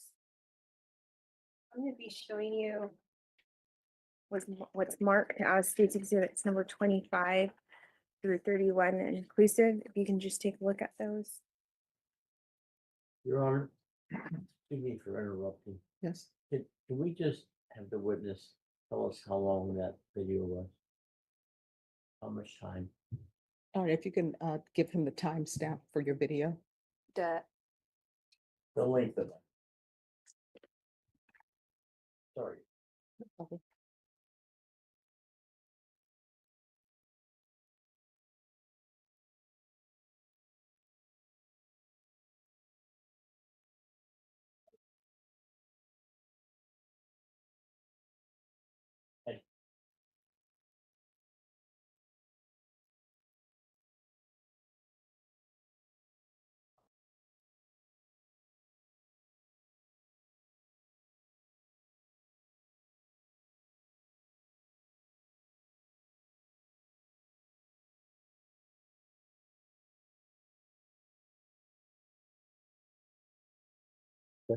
Okay, and so you've viewed states 25 through 31 inclusive before, haven't you, correct? Yes, ma'am. All right, and are they fair and accurate depictions of the scene and people at the scene on the date of the offense? Yes, ma'am. And have they been altered in any way? No, ma'am. And then regarding states exhibit number 32, can you go ahead and take a look at that for me? Okay. Do you recognize what that is? Yes, this is CSI Wong's crime scene photographs, which I viewed on 1/30 of 25 with my initials and badge number. Okay, and you're identifying marks on there. Is that how you're able to confirm that it's the same thing that you viewed previously? Yes, ma'am. Okay, and when you viewed them, are they fair and accurate depictions of the crime scene as you observed it on the offense date? They are. Have they been altered to your knowledge in any way? No, ma'am. Tendering to defense for inspection. State offers states exhibit number 25 through 32 inclusive.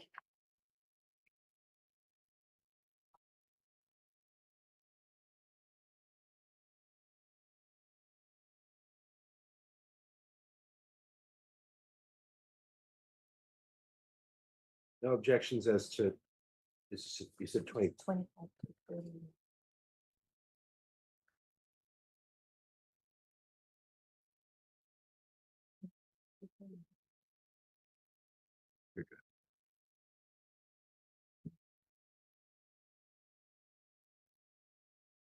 No objections to 25 through 31. May I briefly void IRS to 32? Yes. Good afternoon, officer. How are you? Good, sir. You said that that this disc contains just still photographs? Can I see the disc?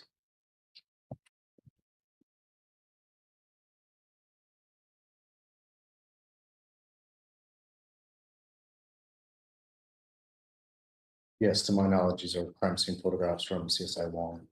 Okay. And you say from CSI Wong, in other words, you didn't take these photographs, That's correct. I did not. but you believe that these photographs were taken on the 23rd of April, 2017? That's correct. And you base that on your visual observation or based upon something you read from Kimberly Wong? So I observed those photographs for pretrial purposes. And so that's our standard procedure at a scene. They take photographs. When it comes down to trial, I'll view the photographs if they were mine as well. But in this case, I did observe those photographs. If that's what you're asking? Well, I'm asking, when you look at these photographs, were these photographs something that you recognized because of things you recalled from physically being there on April 23rd, 2017? Yes, sir, that's correct. Okay, so it wasn't based on just something you read from Ms. Wong that led you to believe that these were taken that day? I was there at the scene. The photographs depict what I saw at the scene. Okay. Um,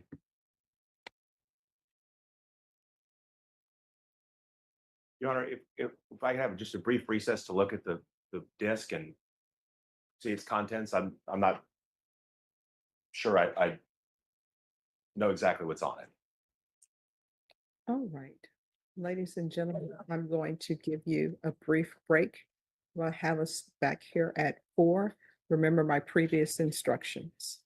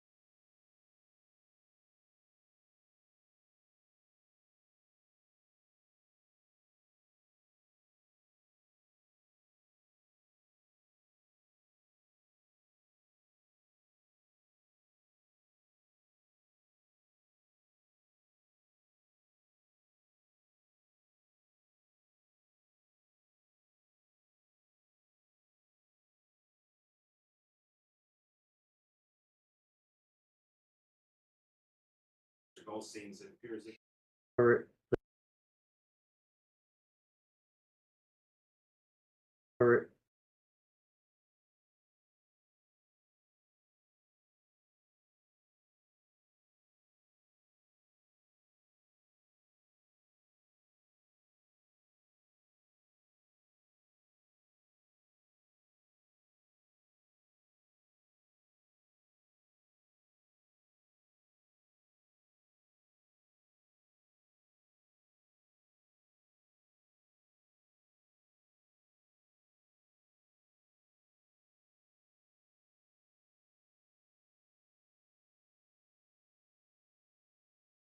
And well, you should.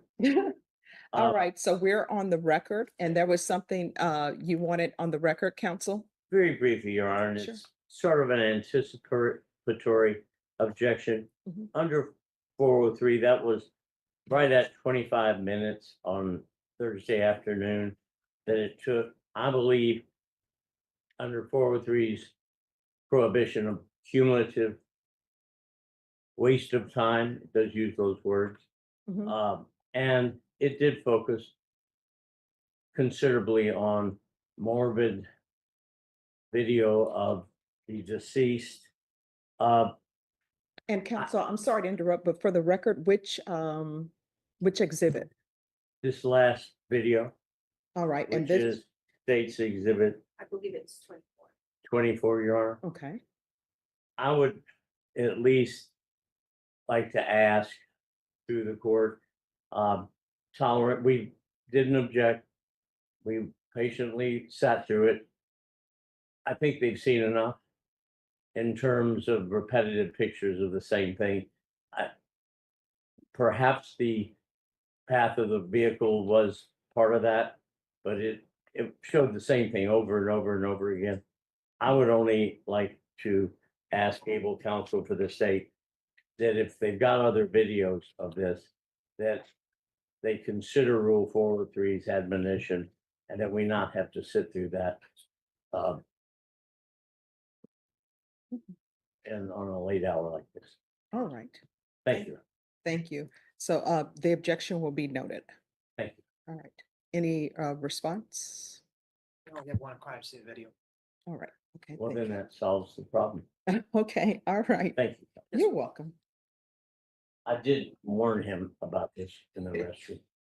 We both. I'm not gonna did. say where. I'm Okay. sorry, I set you up. Yeah.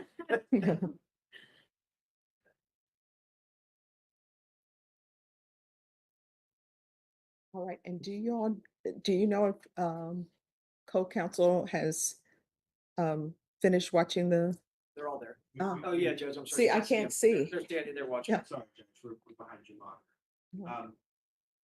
I think we just went through all of it. Our objection would mirror Mr. Goldstein's. It appears that these photographs are still photographs, and every single thing that the video we just watched for 25 minutes documents. So under 403, I think it's cumulative. And I think it's a bit unusual to run the predicate for authenticating photographs with a CD full of those images. There are how many total photographs? There's 139 photographs are being admitted through one exhibit number. That's problematic both for the record and 150, Your Honor. Photographs being admitted through one exhibit number. And as to the other point Mr. Goldstein made, some of these photographs depict the corpse of the deceased and are of a morbid nature. There would be no additional probity to having still photographs of them, given that we've already admitted a videotape that documents all of the same subject matter. And we have stipulated and acknowledged before the jury these facts that shows. It's not an issue of whether he was killed by a bullet wound. So you're stipulating that he was murdered? Autopsy is correct. That he died of a gunshot wound. Yes, Your Honor. All right, and you're stipulating that he died of a gunshot wound, and are you stipulating to the fact that it is the actual complainant that's listed in the indictment? Yes. Yes. Yes, Your All right, state. Honor. So we've got enough. All right, so state the defense is saying they're stipulating that the complainant named in the indictment is the deceased person, and they're stipulating that the deceased person died by gunshot wound? Yes, Your Honor, and we have no objection to them pointing out the stipulation to the jury. All right, and are you, what else is being stipulated to in the indictment? Is there anything else being stipulated to in the indictment? Isn't that enough? Well, I mean, I was, there's the firearm, there's the deadly weapon. Right.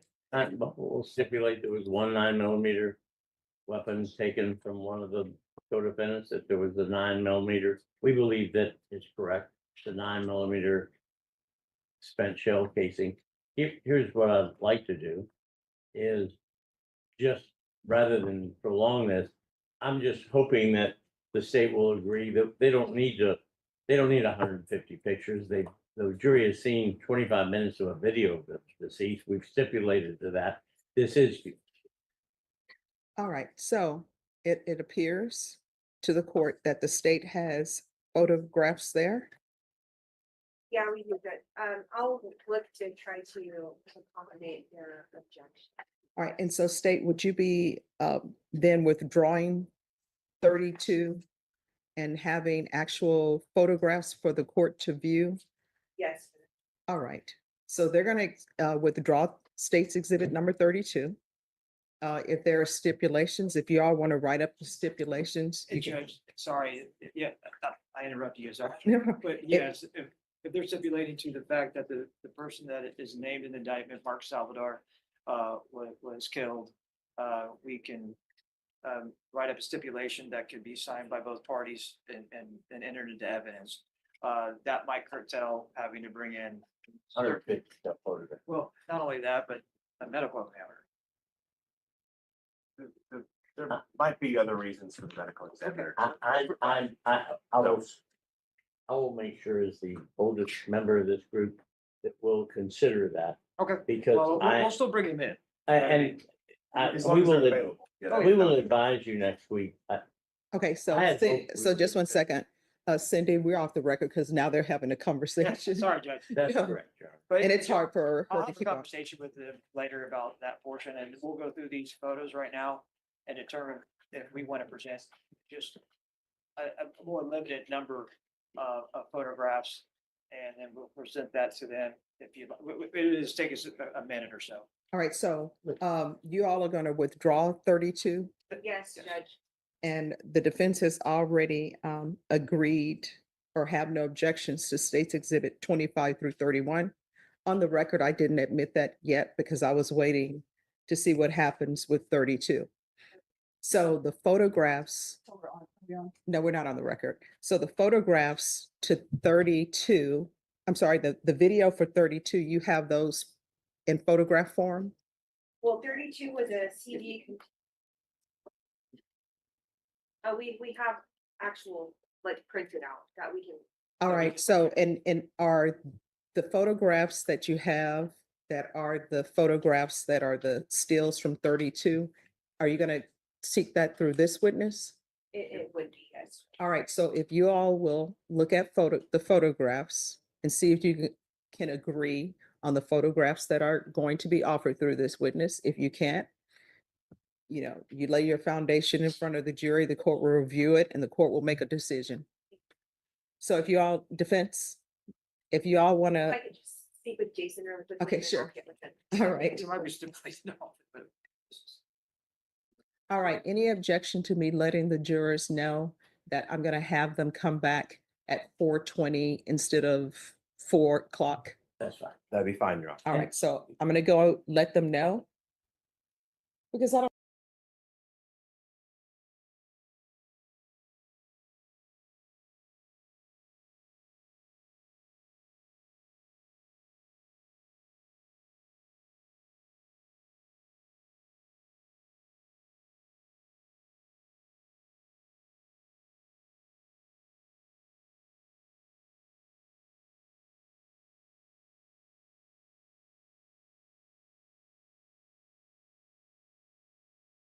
I'll lay the predicate.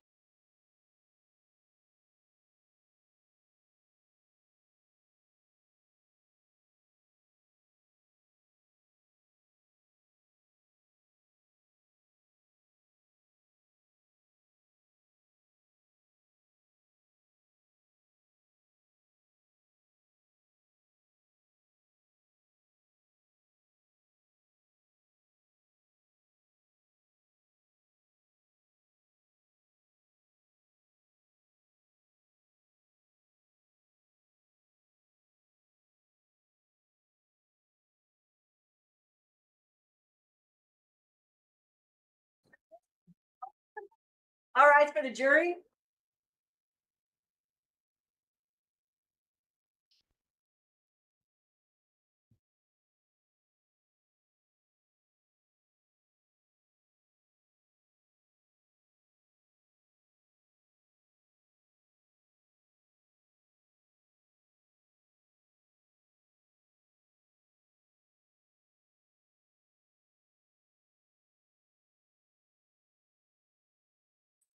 State, you had previously offered states exhibits 25 to 31. There were no objections, correct? That's correct, Your Honor. So states exhibit 25 through 31 are admitted without objection. And with regards to 32, state. Judge, we are withdrawing state's exhibit number 32, identified as a CD, and instead we will offer still photos. Right, and that's still photos from the scene. That's correct. Any objection? Well, Well, I guess, I'll lay the And predicate. I'm sorry, what numbers would those be? It would be 32, 33, and 34. And I'm gonna lay the predicate. Thank you, sorry. All right, Detective Flores, if you could take a look at what's been marked as state's exhibits number 32, 33, and 34, please.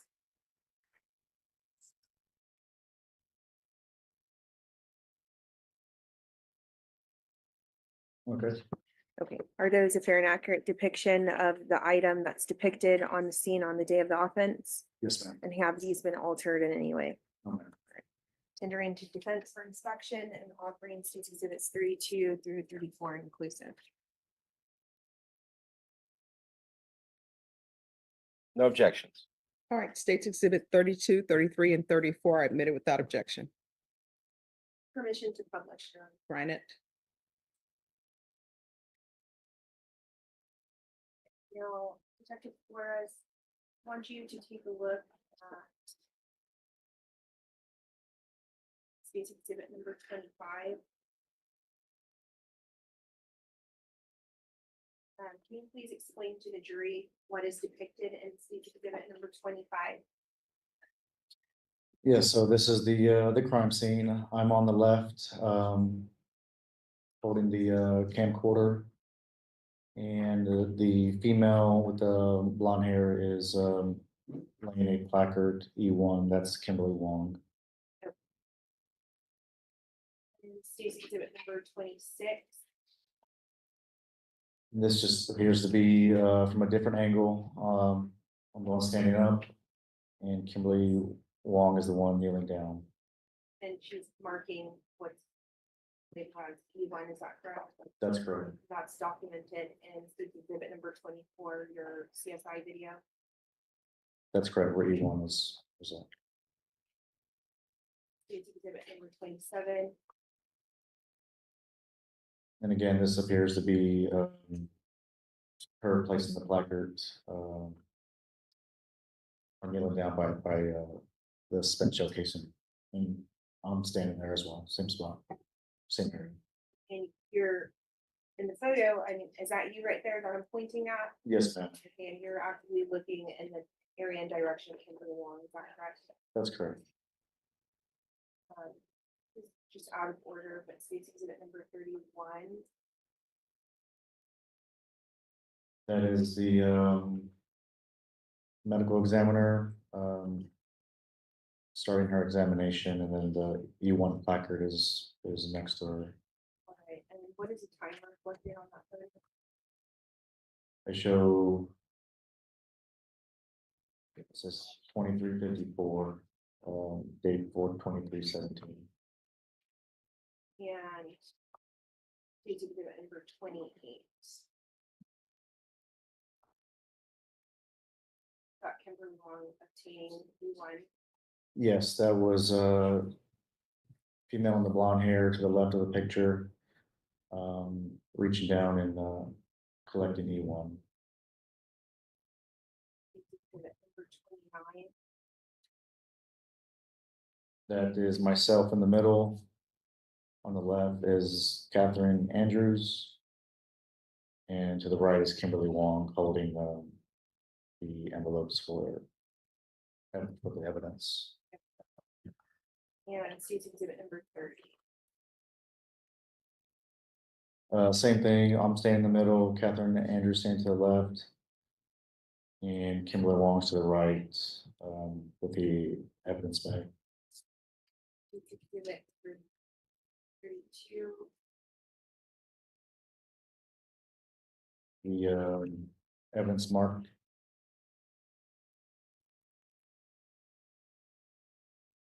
E1, which is a spec showcasing.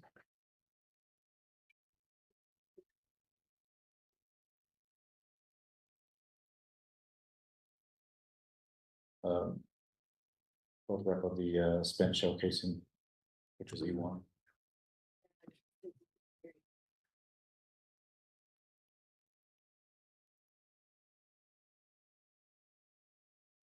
And spent showcasing with the number 1 placard.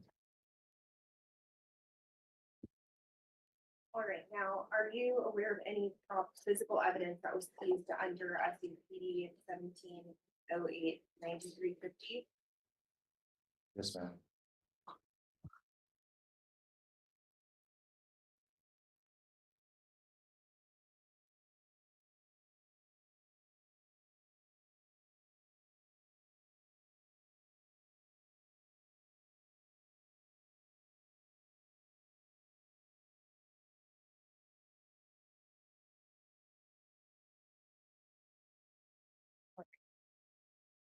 I am going to show you it's been marked as State's Exhibit number 35, 36, and 37. Do you recognize these items?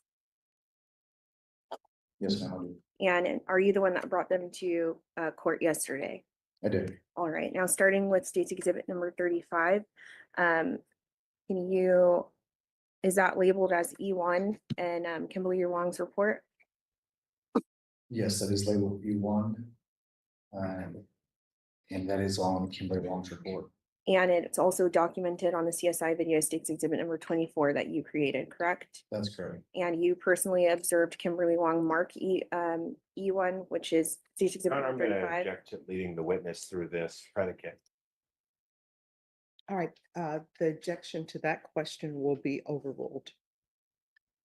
You can answer the question. Yes, you did place the placard on the evidence.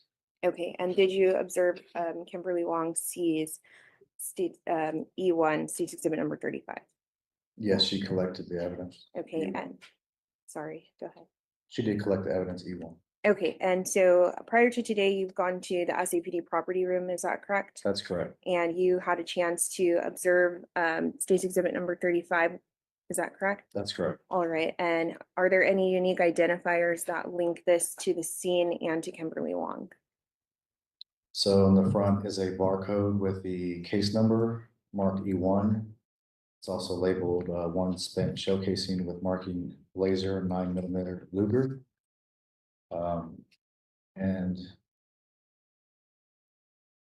Your Honor, I'm going to object to the witness reading the labeling on the packaging. That's obviously hearsay and confrontation since he didn't generate the label or the barcode. All right, until it is offered into evidence, the objection will be sustained. Thank you. Motion Judge. to instruct the jury to disregard the testimony. All right, ladies and gentlemen, please disregard the last question and the last answer. Motion for mistrial. Denied. All right, so regarding, let's just back up a little bit, okay? Regarding State's Exhibits 35, 36, and 37, previously to today, you've gone to the SAPD property room, is that correct? that's correct. And you personally observed these items? 35 and 36, 37, no. Okay, so 35 and 36, you have gone to the SAPD property room, correct? That's correct. And you observed them at the SAPD property room? Yes, ma'am. Okay, and regarding 35, when you opened the package and looked in it, did what is contained within State's Exhibit number 35 contain unique identifiers specific to Kimberly Wong? Yes, it had her initials KW and her badge number. And is that the same with State's Exhibits number 36? Your Honor, I'm going to object to this line of inquiry is, again, hearsay. It's all coming from material that he read off of the labeling and the documentation, all of which was offered by a different witness, also confrontation. All right, that objection will be overruled. You can answer the question. It had her initials and her badge number on the inside of the spent shell casing, as well as State Exhibit 36 on the towel and on the cell phone. Okay, Her initials and badge number. and then regarding State's Exhibit number 36, do you know if she did any analysis on State's Exhibit number 36 when you looked at it? Yes, so I noticed black powder on the cell phone, which through my training experience tells me that it was Your Honor, I'm processed. going to object if we could please take the witness on board dire if they're going to listen an opinion under 702. Yes, you may take the witness on board. Here. Good afternoon, officer. How are you? Good. You mentioned that you observed something that appeared to you to be black powder on the cell phone that was processed here, correct? That's correct. You did not personally bag or document or do anything with that cell phone other than to record it for the purposes of the video that the state has already offered into evidence, right? That's correct. I did not process that phone. You didn't perform any gunshot residue analysis on that phone, did you? No, sir. So what you're talking about is something that just visually appeared to you to be gunshot or gunpowder, right? Not No, something sir. that you know to be gunpowder. So I observed it to be the black powder we use to fingerprint evidence. Fingerprint powder. That's what you were getting at? That's what I meant, sir. Okay, you weren't. I said black powder, that's what we call it. And that's what we call it in CSI, the black powder brush method. We apply black powder onto onto for this example, would be a phone. You would use your brush, go over the black powder to try and develop fingerprints. You would place some tape on that object and try to lift it and place it onto a card, which can be later examined. So all you're saying is you saw dust that would be used by people in law enforcement to fingerprint the object in question. That's all you're testifying to? That and the fact that I've read Kimberly Wong's report. I'm going to object to you asking or saying anything about that report, but something about that report is To answer obvious. your question, yes, sir. I looked at the phone, I saw the powder, and I know it's been processed. Okay, I'll withdraw my objection. I thought we were talking about something else. Thank you, sir. All right, you may proceed. Thank you, Judge. And then regarding State's Exhibit number 37, you have also had a chance to review it as you're looking at it. Is that correct? Yes, I came into contact with this yesterday. Okay, and what does it have on it? That's a unique identifier. The case number and Kimberly Wong's name and badge number. Same objection, Your Honor, hearsay confrontation. Overrule. All right, now regarding State's Exhibits 35 through 37 inclusive, these are all items of physical evidence that were seized under the case number SAPD 17089350. Is that correct? Objection, speculation, lack of personal knowledge, hearsay confrontation. Overrule. You can answer the question. Just 1 second. Cindy, you need a break?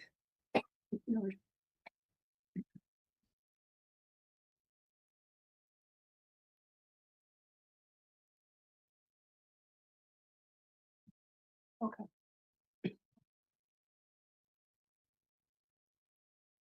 Yes, this evidence is collected under this case number.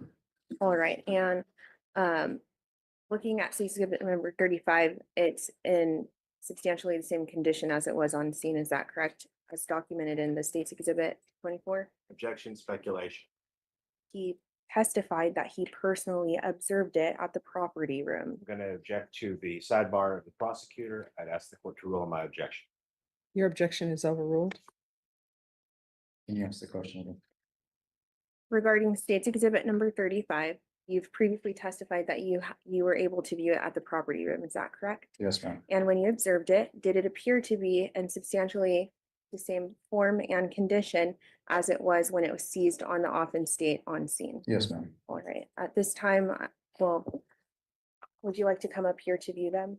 Well, I mean, I think I understand based on this testimony what it is. You're offering those exhibits. Yes, I am. You're offering the actual contents of the envelopes, not just the envelopes themselves. That would be correct. Okay. Your Honor, if I could have another Odara with the witness. Yes. So just to be clear, you did not collect any of those objects, correct? That's correct, sir. And the person who did collect those objects was Kimberly Wong, right? That's correct. And Kimberly Wong documented those objects, where she collected them, and gave them their unique barcode numbers, right? Yes, sir. You had no part or role in the processing of that evidence other than to be the videographer in the 25-minute video we saw earlier today, correct? That's correct. Okay. Did your 25-minute video does not actually show Ms. Wong placing these objects in the respective brown envelopes that are now before you today, correct? On my video, no. Okay. And I mean, just if you know, where is Ms. Wong? She's not in the United States. Okay. Is she no longer employed by the San Antonio Police Department? To my knowledge, no. Okay. So Ms. Wong is unavailable for all purposes as of the purposes of this trial. You'd agree with To that? my knowledge, yes, sir. Okay. And the information that you have testified to do today regarding these objects, in part is informed by a report that you read authored by Kim Wong, correct? Ask that again. The things you have testified to about these objects that are in the envelopes in front of you that the state has now offered, part of what you've been able to talk about regarding those objects is informed by what you've read in Kim Wong's report, correct? Yes, that's correct. From the scene and what was collected from the scene, And Kim Wong's report, correct? which also connects with my report as well. Okay, I'm not asking you what connects up with your report. I just would like you to answer my question, yes or no. Is part of what you've testified to here today informed by your review of Kimberly Wong's report? Yes, sir. Okay. And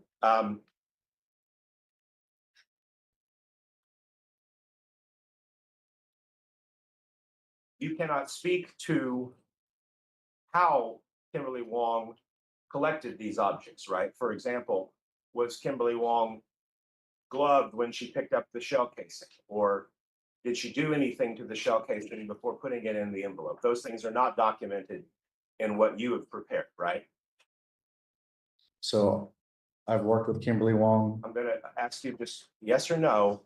Do you have firsthand personal knowledge, visual observation of the exact things that Kimberly Wong did for those objects that are in front of you? Not what her reputation is or how you know her, those things. So being able to view video from this case from Coban and body cam, I did observe that. I'm gonna object to non-responsive and ask that the jury disregard that answer, Your Honor. That objection will be overruled. All right, so officer, what you're saying is it's only through looking at other things documented after the scene, some of which has not been put before the jury, some of which is not in evidence at the moment, that you are of the opinion that you can speak to whether or not Kimberly Wong collected these items in an appropriate way, right?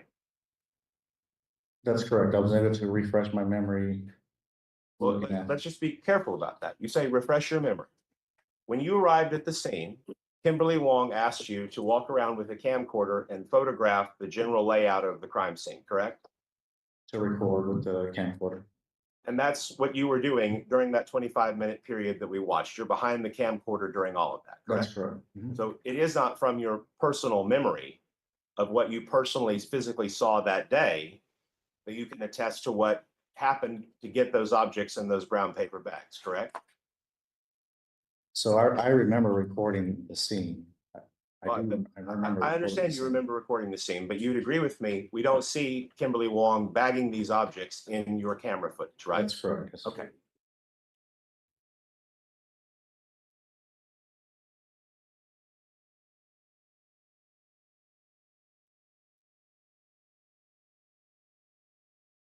Your Honor, we would object that the predicate has not been appropriately laid, that the chain of custody has not been established. This individual is not the commencement of the chain of custody. And we have a confrontation right to the person who originated the chain of custody. All of the things that the state has put in evidence are before the commencement of the chain of custody and are not a substitute for it. We would object that this is not the correct witness to lay that foundation. And also hearsay confrontation to the extent that much of this is dependent upon hearsay in order to be attested to today. State? Your Honor, this chain of custody has been established. There's been no evidence of tampering, fraud, or problems in the chain of custody. The evidence has been authenticated as being authentic under 901A, and it goes to weight, not admissibility. We're not required to demonstrate that there is any evidence of tampering or impropriety in order to be able to stand on Mr. McIntyre's right to have the chain of custody properly authenticated and established by the witness at the beginning or the commencement of it. And so our objection still stands. Judge, I have case law. We'd like to review it, but the chain of custody has been established. He has testified that he personally observed Kimberly Wong along with the state exhibits that were previously introduced, photos that are state exhibit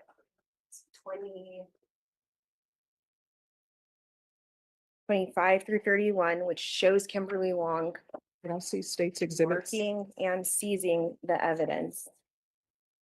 Your Honor, I can just cite from one particularly regrettable, memorable example because I lost the argument.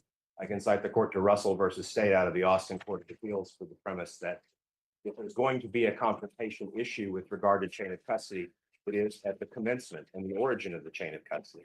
Ms. Wong is clearly, by I don't think anyone's dispute here, the first person in this chain of custody. Everything this witness attests to is when this evidence is still on the ground, and Objection not in overruled. custody. I'm sorry, Your Honor. I think we were talking at the same time. Court is Objection overruled. overruled.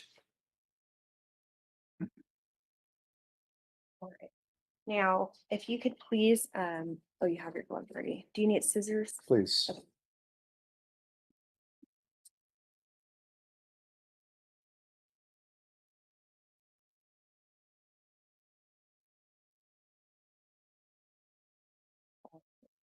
Okay. Now regarding six exhibit number 35, can you please open that?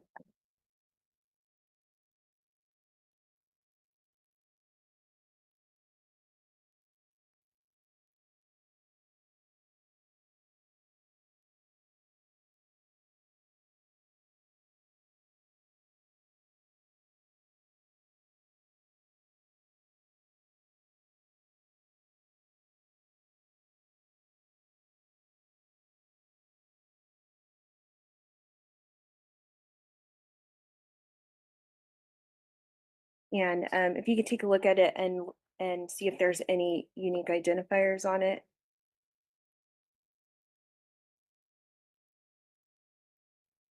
Yes, there's What are they? Kim Wong's initial KW with a badge 9440 on the inside of the spin showcase. Same objections, Your Honor. Hearsay and confrontation. Overruled. All right, you can go ahead and put that back. If I can- And then please exhibit number 36, please.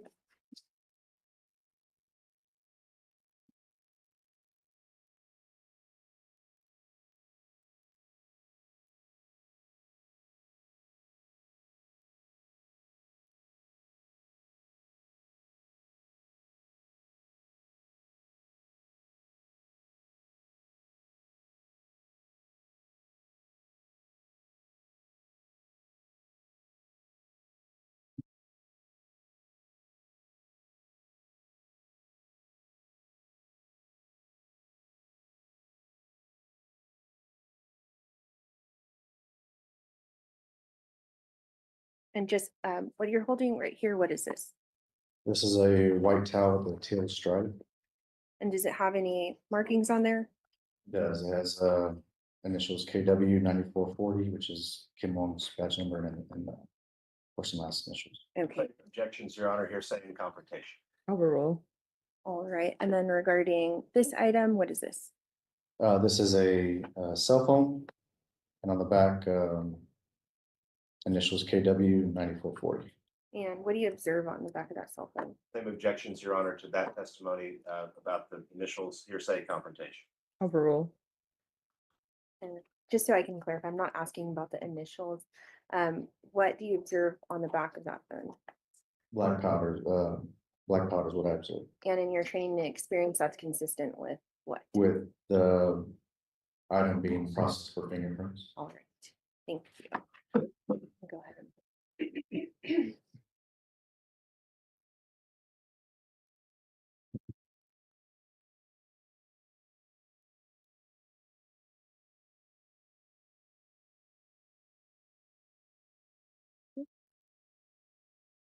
We pass the witness server. May I proceed, Your Honor? Yes.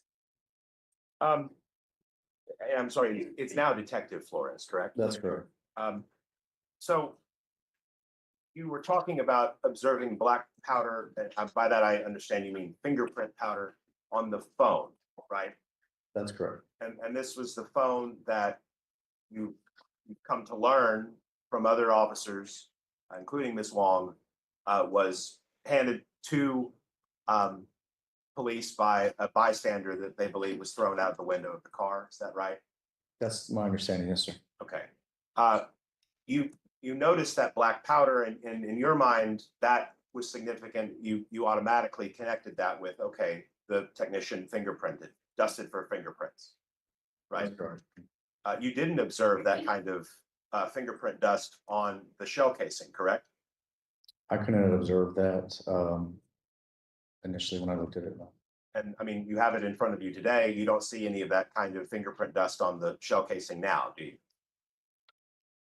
It wasn't it's not standing out like it was on the phone. If it was, I don't see it. Okay, so you don't know either way, but it never stood out to you. Not on the shell casing, no. Okay. And you don't know whether Miss Wong dusted that shell casing for fingerprints, do you?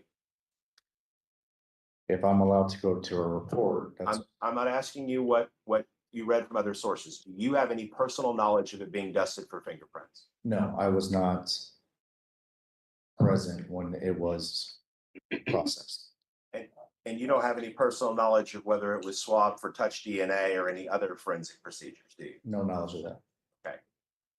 You, in your report, referenced that you went with a camcorder and documented the scene as you observed it, and which you marked in your report as E1, E2, E3, and V. Do you recall writing those initials or variables? Yes, And when you're referring to E1, E2, and E3, are you referring to Kimberly Wong's E1, E2, and E3? Yes, Or sir. Miss Andrews?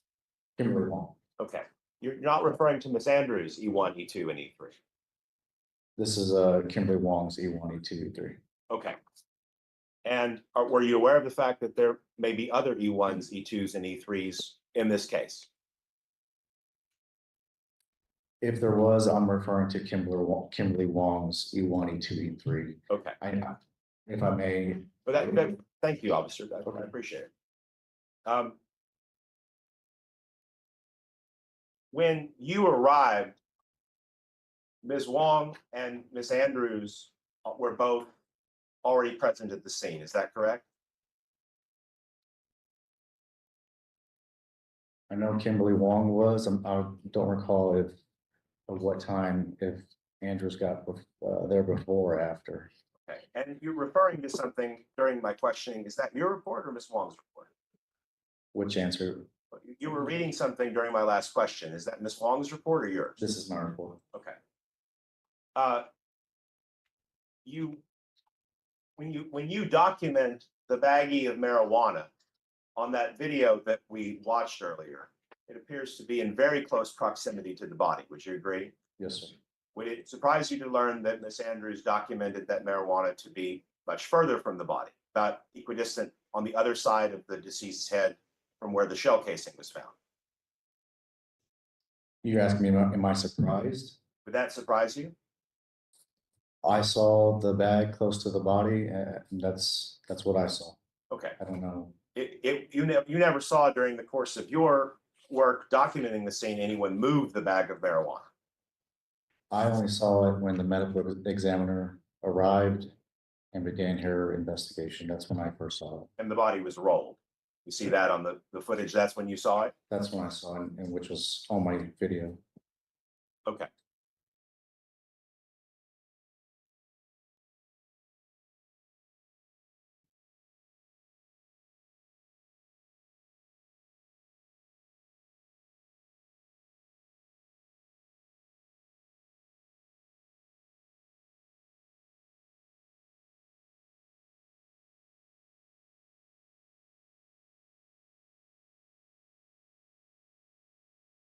Did you have any other involvement in this case after you submitted the videotape to Ms. Wong? So once I turned in the video, I don't recall any other involvement in the case. You weren't responsible for processing or handling any of the objects of evidence that the state has introduced through you today. That's correct. Besides the video, at the scene, no, I didn't process any evidence. As to how those things were processed, we would need to ask Ms. Wong, right? That's not my call. That's, As far as you know, Ms. Wong's the one who did the processing of these objects. yes, that's fair. I'll pass the witness. I have no further. All right, could parties approach?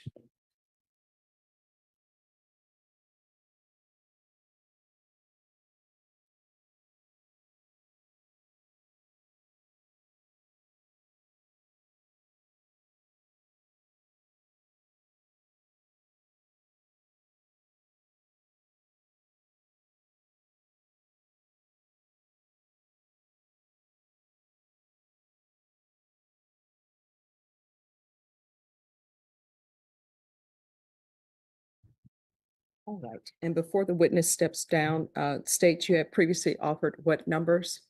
States 35 through 37. All right, and defense, your objections are noted.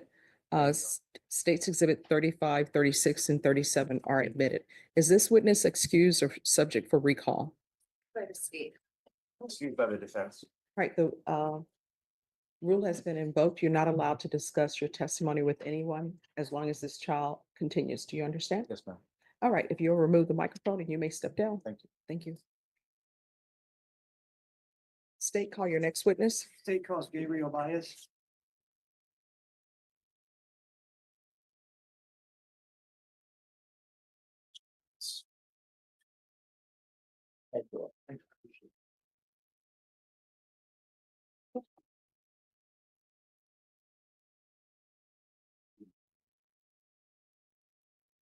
Did you say bias, Jason? Right up here, sir. Just share that's on your shirt. Take a seat, but yeah, just wait again. All right, can you raise your right hand? Do you solemnly swear or affirm the testimony you give will be the truth and nothing but the truth, so help you God? Yes.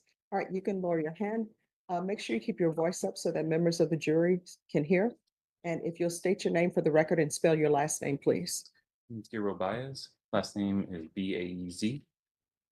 All right, state, you may proceed. Thank you, Judge. Mr. Bias, can you, well, let me just ask you some questions. How long have you lived in San Antonio, sir? Just outside of San Antonio. Quite a while, about maybe 15 years. Right, and I'm gonna go ahead, this is late today. I'm gonna go ahead and jump right in and ask you, on April 23rd, 2017, were you in the parking lot near Jason's Deli and Chik-Fil-A? Yes. And if you could just speak up into the microphone. Yeah, of course. Because people just need to hear you, okay? And will you please tell me, when you were in that parking lot, did you observe anything unusual in the parking lot when you were standing there? Initially, no. It was- Then after you were standing there for an amount of time, whatever it may be, did you see anything that caught your eye? No. So did you see anything that day in that parking lot? After hearing you know, Okay. a noise and Well, let me stop you. You said you heard a noise. What noise did you hear? sounded like a gunshot or a loud bang.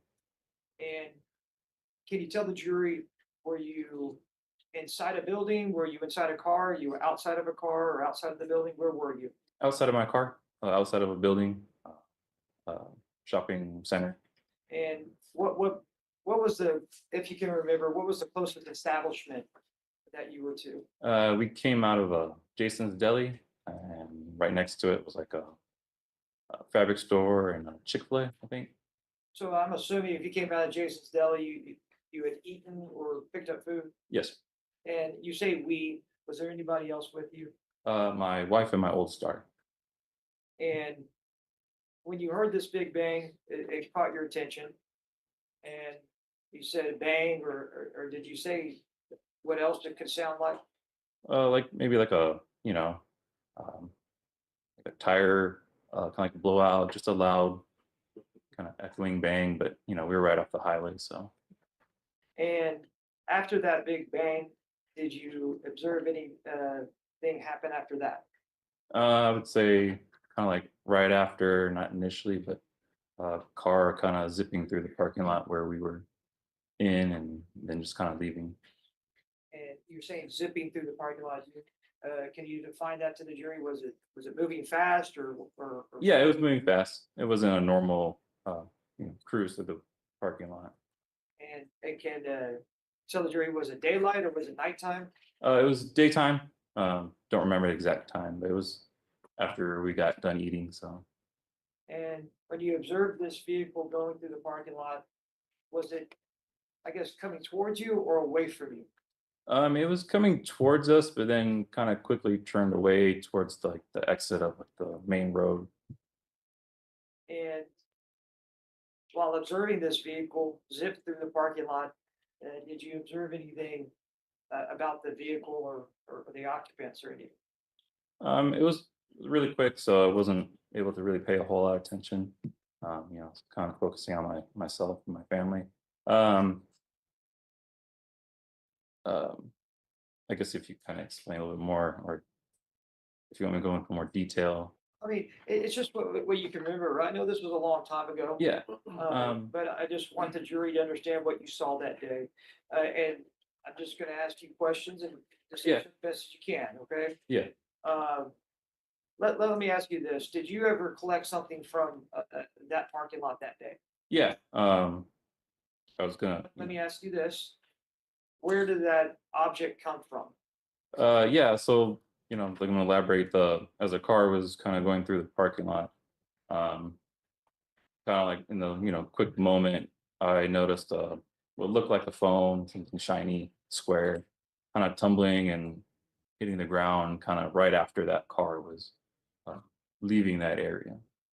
And so, did you observe that phone coming from that vehicle? Yeah, I mean, it came, just kind of shortly from that turn, in that little area. Um, it didn't look like it was something being ran over. It looked like something coming out of the car. If you could you determine what side of the vehicle it came from? I want to say it came from like the driver's side. Don't know specifically which. Did you ever did you talk to the police about this Yeah, I talked about it for a couple of minutes. when the police showed up? Yes. Uh, and let me you collected this what you determined that did you find out it was a phone? Yeah, after I got my family in the car, and we were kind of debating on what we should do, because of the whole situation, and then we thought, well, let's go see what that was, and then that's when I walked up to it, saw that it was a phone, and then I walked around that Chik-Fil-A parking lot because I started noticing people heading towards the other side of the building. So yeah, I noticed it was a phone, and I didn't know what to really do at the moment. So we kind of like waited, and then I decided to just go grab a towel and pick it up in case someone found it or didn't see it. Okay, well, let me show you what's been marked state exhibit number.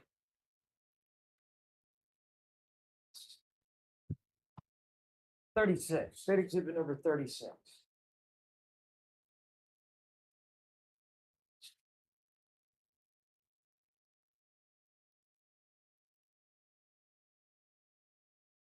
I'll show you that.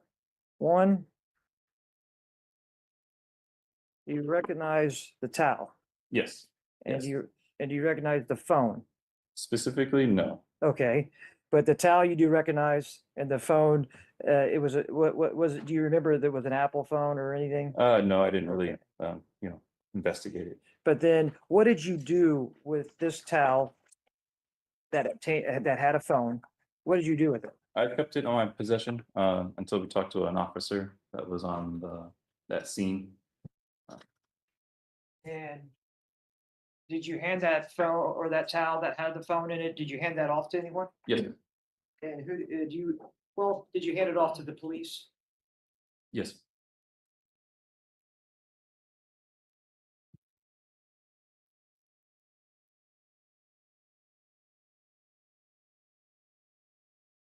I'm gonna show you what's been marked state exhibit number 38.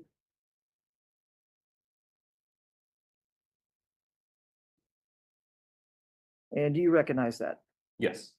And is it a photo? Yes. And can you recognize who's in the photo? Me. And that's you? Yes. And is this, what do you have in your hand? That towel and phone. And it looks like you're standing in a rocky area. Yeah, just like the part of the parking lot, little division. And where did you find the phone that day? Don't remember specifically. It's right now, Mhm. but it was in this general area where we were walking around. I was kind of pointing out to where I saw it kind of tumble and flip. Okay. Then I'm gonna show you what's been marked state exhibit number 39. This is, do you recall this map? Yes, And is it fair and accurate depiction of what you said happened that day? yes, sir. And I see that you have a circle right here. What does that depict? That should be kind of the general area where I found the phone. And then I see a line on this map. What does that indicate? That'd be like the route that we saw this car kind of leave the area. The car that threw the phone? Yes, sir.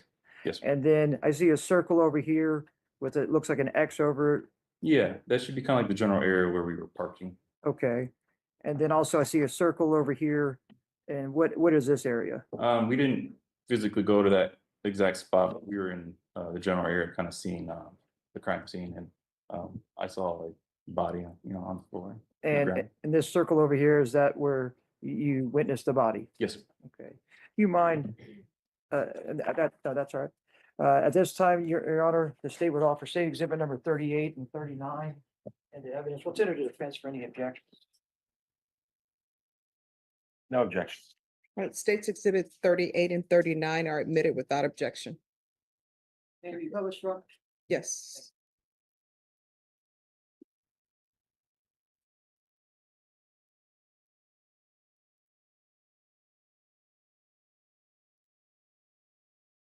And that is state exhibit number 38 that you stated earlier. That is you holding that towel with the phone in it. Yes, And this rocky area is what is depicted as where you believe that you found it. yes, sir. Or not believe, that's where you did find it in the general area. Yes, sir. Okay. State exhibit number 39 is a bird's eye view. And I'll ask you, this portion right here, what does that depict? That should be where we parked. And this is where you and your wife and your child were? Yes, sir. And this is where you were standing outside your car when you heard the big bang? Yes, sir. We were getting into the car. And then that's when you observed, what does this line here indicate? That'd be like the vehicle route of its leaving. And that's after you heard the big bang? Yes, sir. And then this circle right here, That's where I found the phone. and then again, this other circle over here. That would be where I saw a body. Thank you. Yes, sir. At this time, Your Honor, we'll pass the witness. All right, defense. Thank you, Your Honor. You saw a woman throw the phone out of the car? I didn't see anyone specific. So, Okay. I'll pass the witness. All right, any further questions? No more questions, please release. Is this witness excused? Yes, please. All right, the rule has been invoked. That means you're not allowed to discuss your testimony with anyone during the pendency of this trial. All right, if you will remove the mic and you are excused. thank you so much. You're welcome. State, call your next witness. Daniel.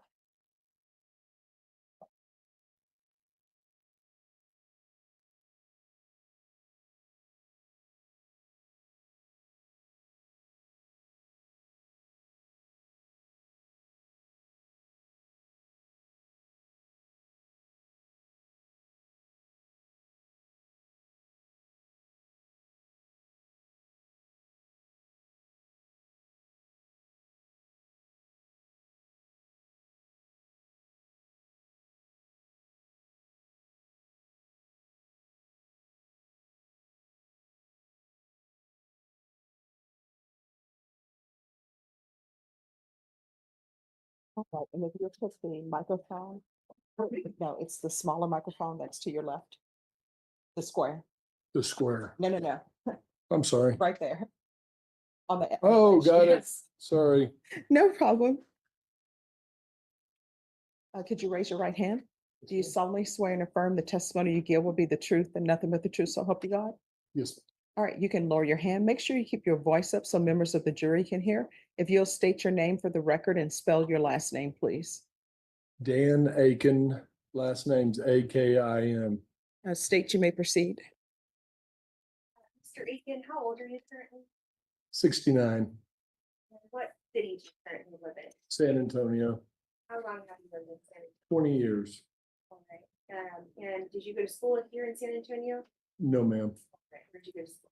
San Marcos High School. And how are you currently employed? I am a independent contractor with Chik-Fil-A. Operator owner.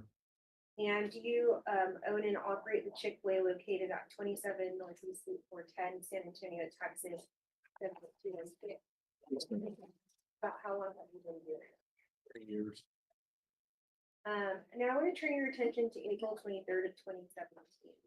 Were you made aware of an incident that occurred in the parking lot of Chick-fil-A? Yes, I was.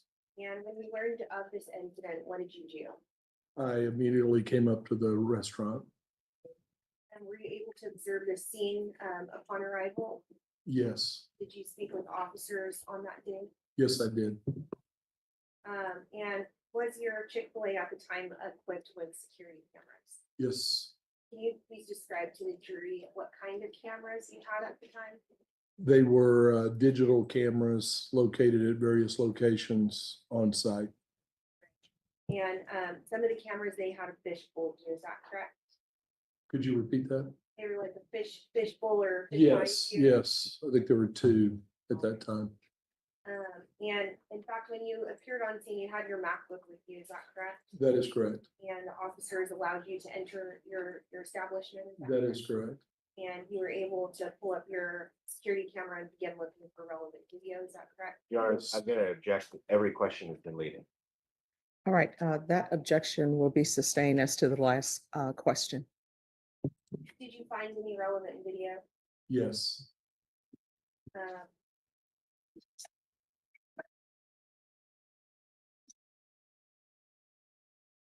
All right. Now I'm going to show you what's been marked as State's Exhibit number 40. I'm going to take it out of its white envelope. That way you're able to see it. Do you recognize what this is? yes, I do. Okay. And does that have what is it? It's a CD-ROM disc.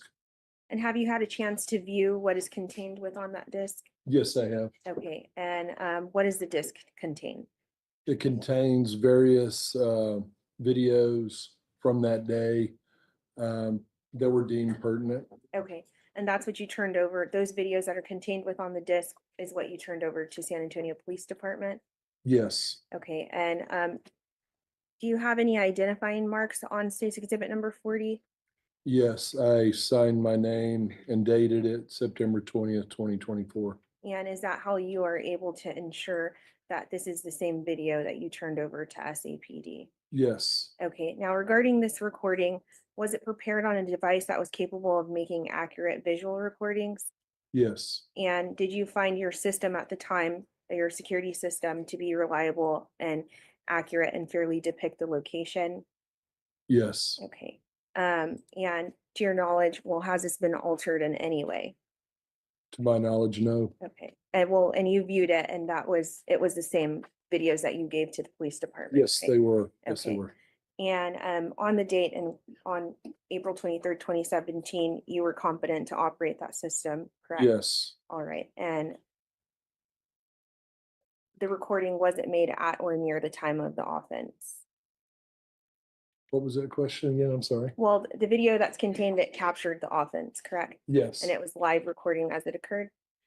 yes, Okay. yes. It was recording as it occurred. Thank you.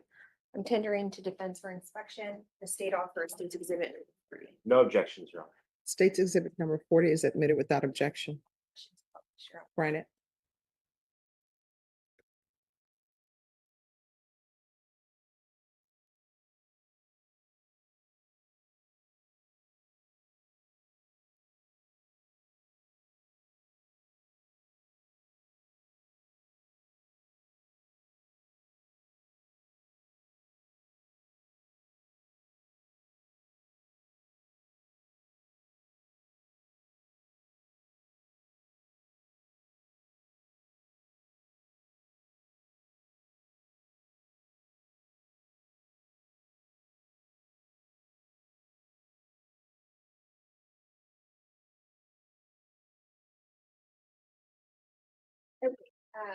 Mr. Aiken, what is shown on the screen, can you tell the jury where that camera is located?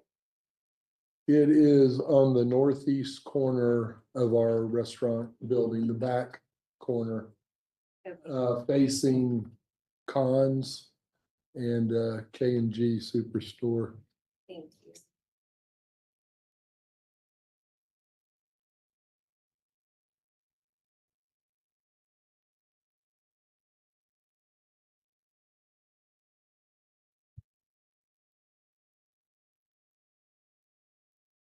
And just to clarify, the view that we're looking at right now, is that a fisheye view camera?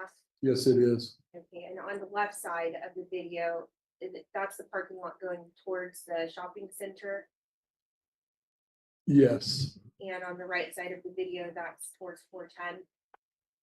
Right side, I think that was, let me look at the bigger picture. I think that is where TGI Fridays used to be. Okay, if you take a look at the video, Oh, I can see the access road. You're Okay. correct. thank you. Thank you.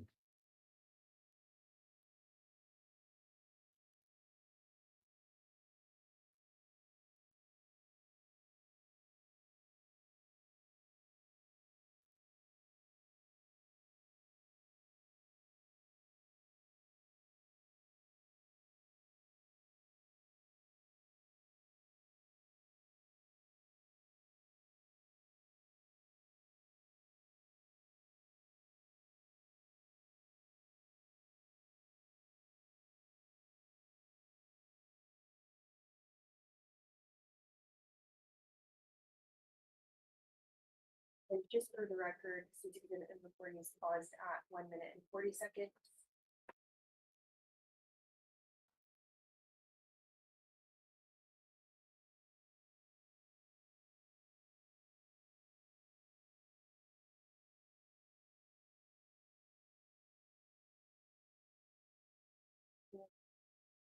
Rotating the video for. I'm gonna object to them uh, manipulating the video. There's been no predicate laid that that's not something native to the program. I don't believe this would be a witness to sponsor that. Judge is not manipulating the video, it's using the viewer to look at it in a different manner because it's oriented sideways. That would be the testimony of the prosecutor. I think they need to have someone explain whether, like, how that works. Right, that objection is overruled.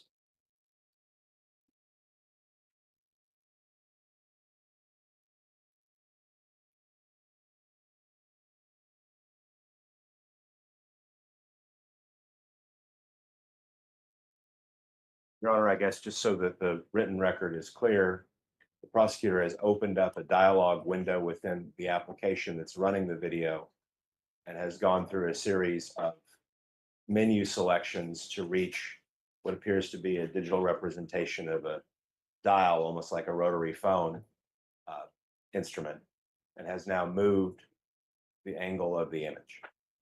And as long as counsel doesn't disagree with that recitation of it, I'd just like the record to show that the exhibit and the file folder within the exhibit has been altered by the prosecutor in the course of this through the computer program.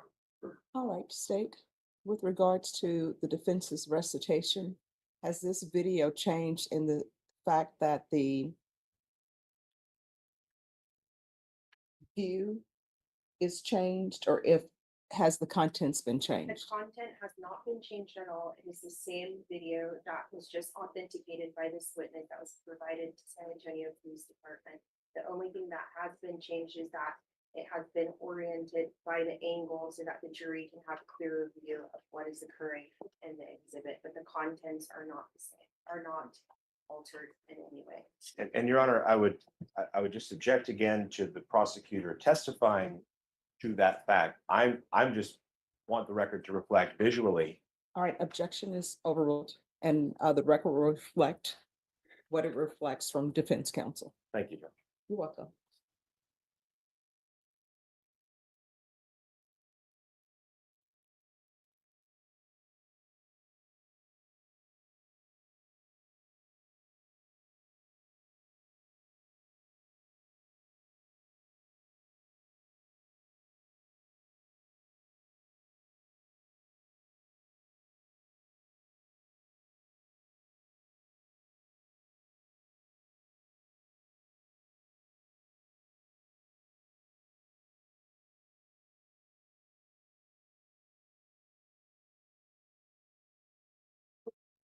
I am fast forwarding to exhibit 40 to 2 minutes and 45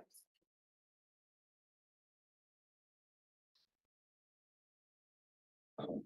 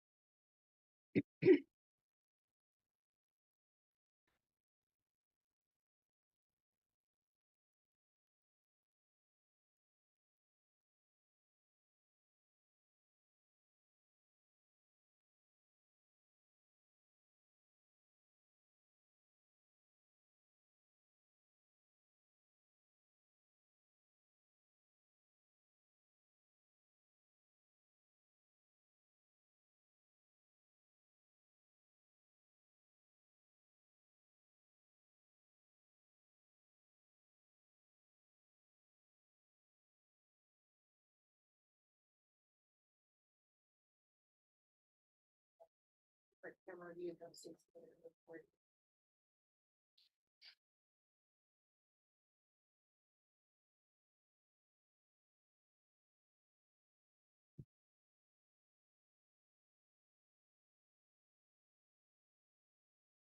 Where is this camera located, Mr. Egan?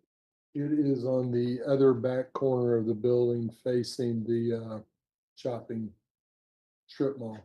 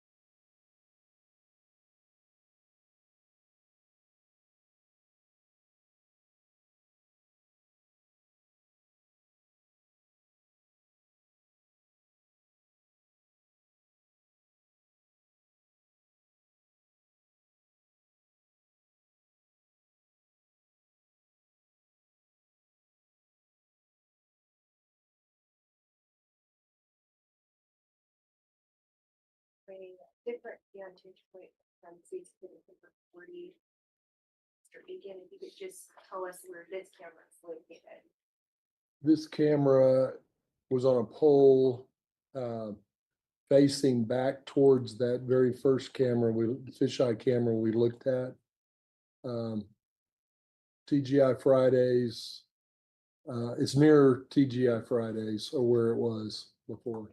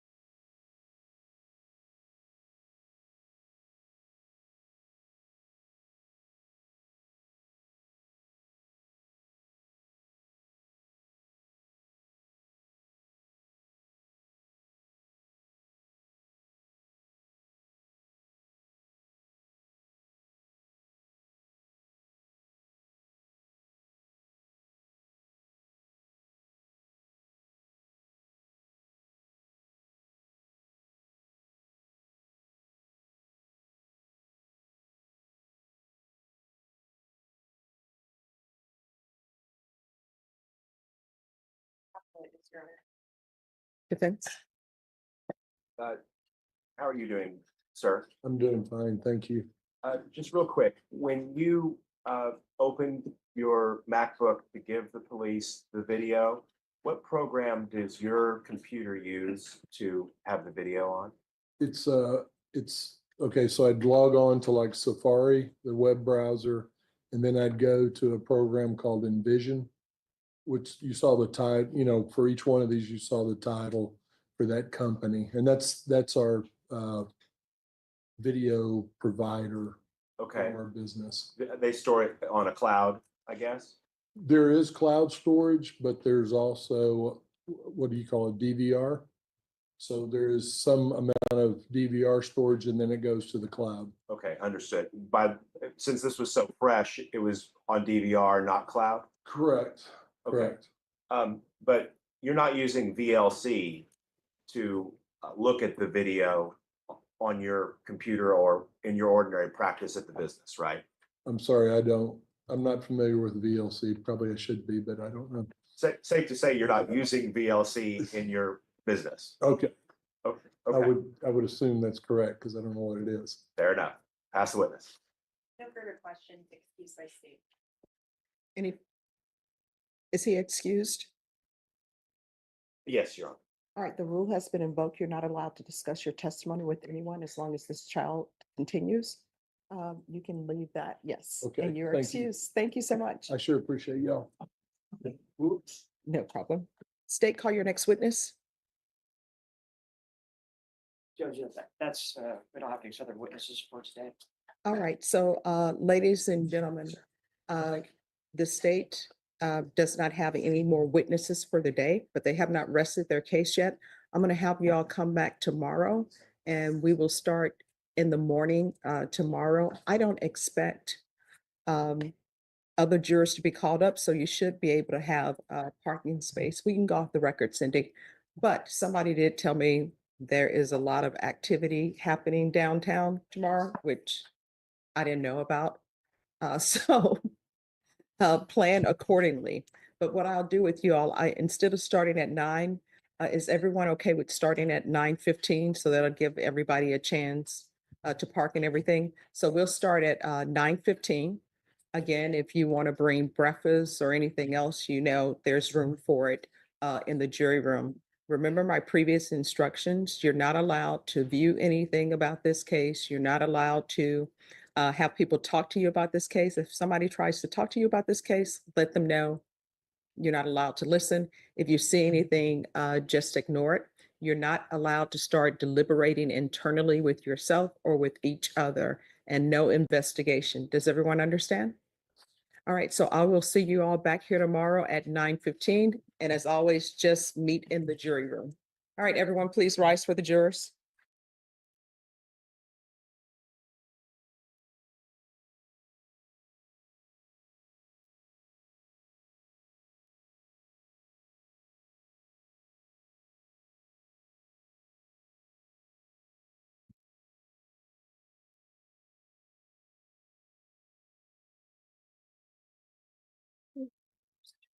All right, everyone, please be seated.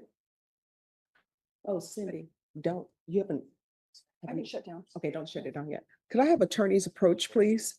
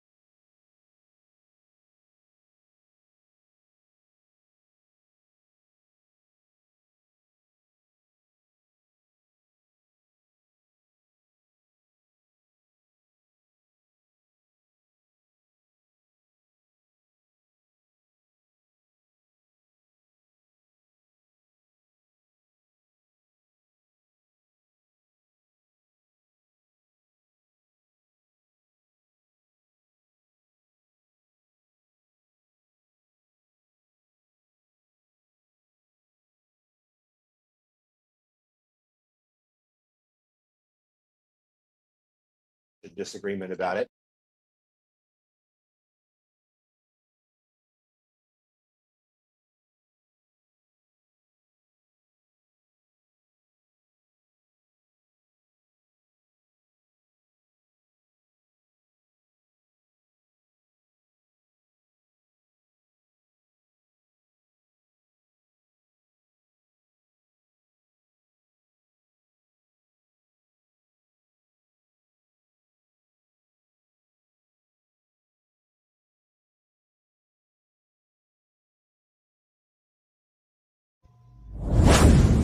Enjoy more of our videos on the Community Advocate Network channel, and don't forget to like, share, and subscribe. If you would like to advertise your service, special announcement, or event, you may contact us at the Community Advocate Network at gmail.com. For community resources or services, visit our website at www.canmichigan.com.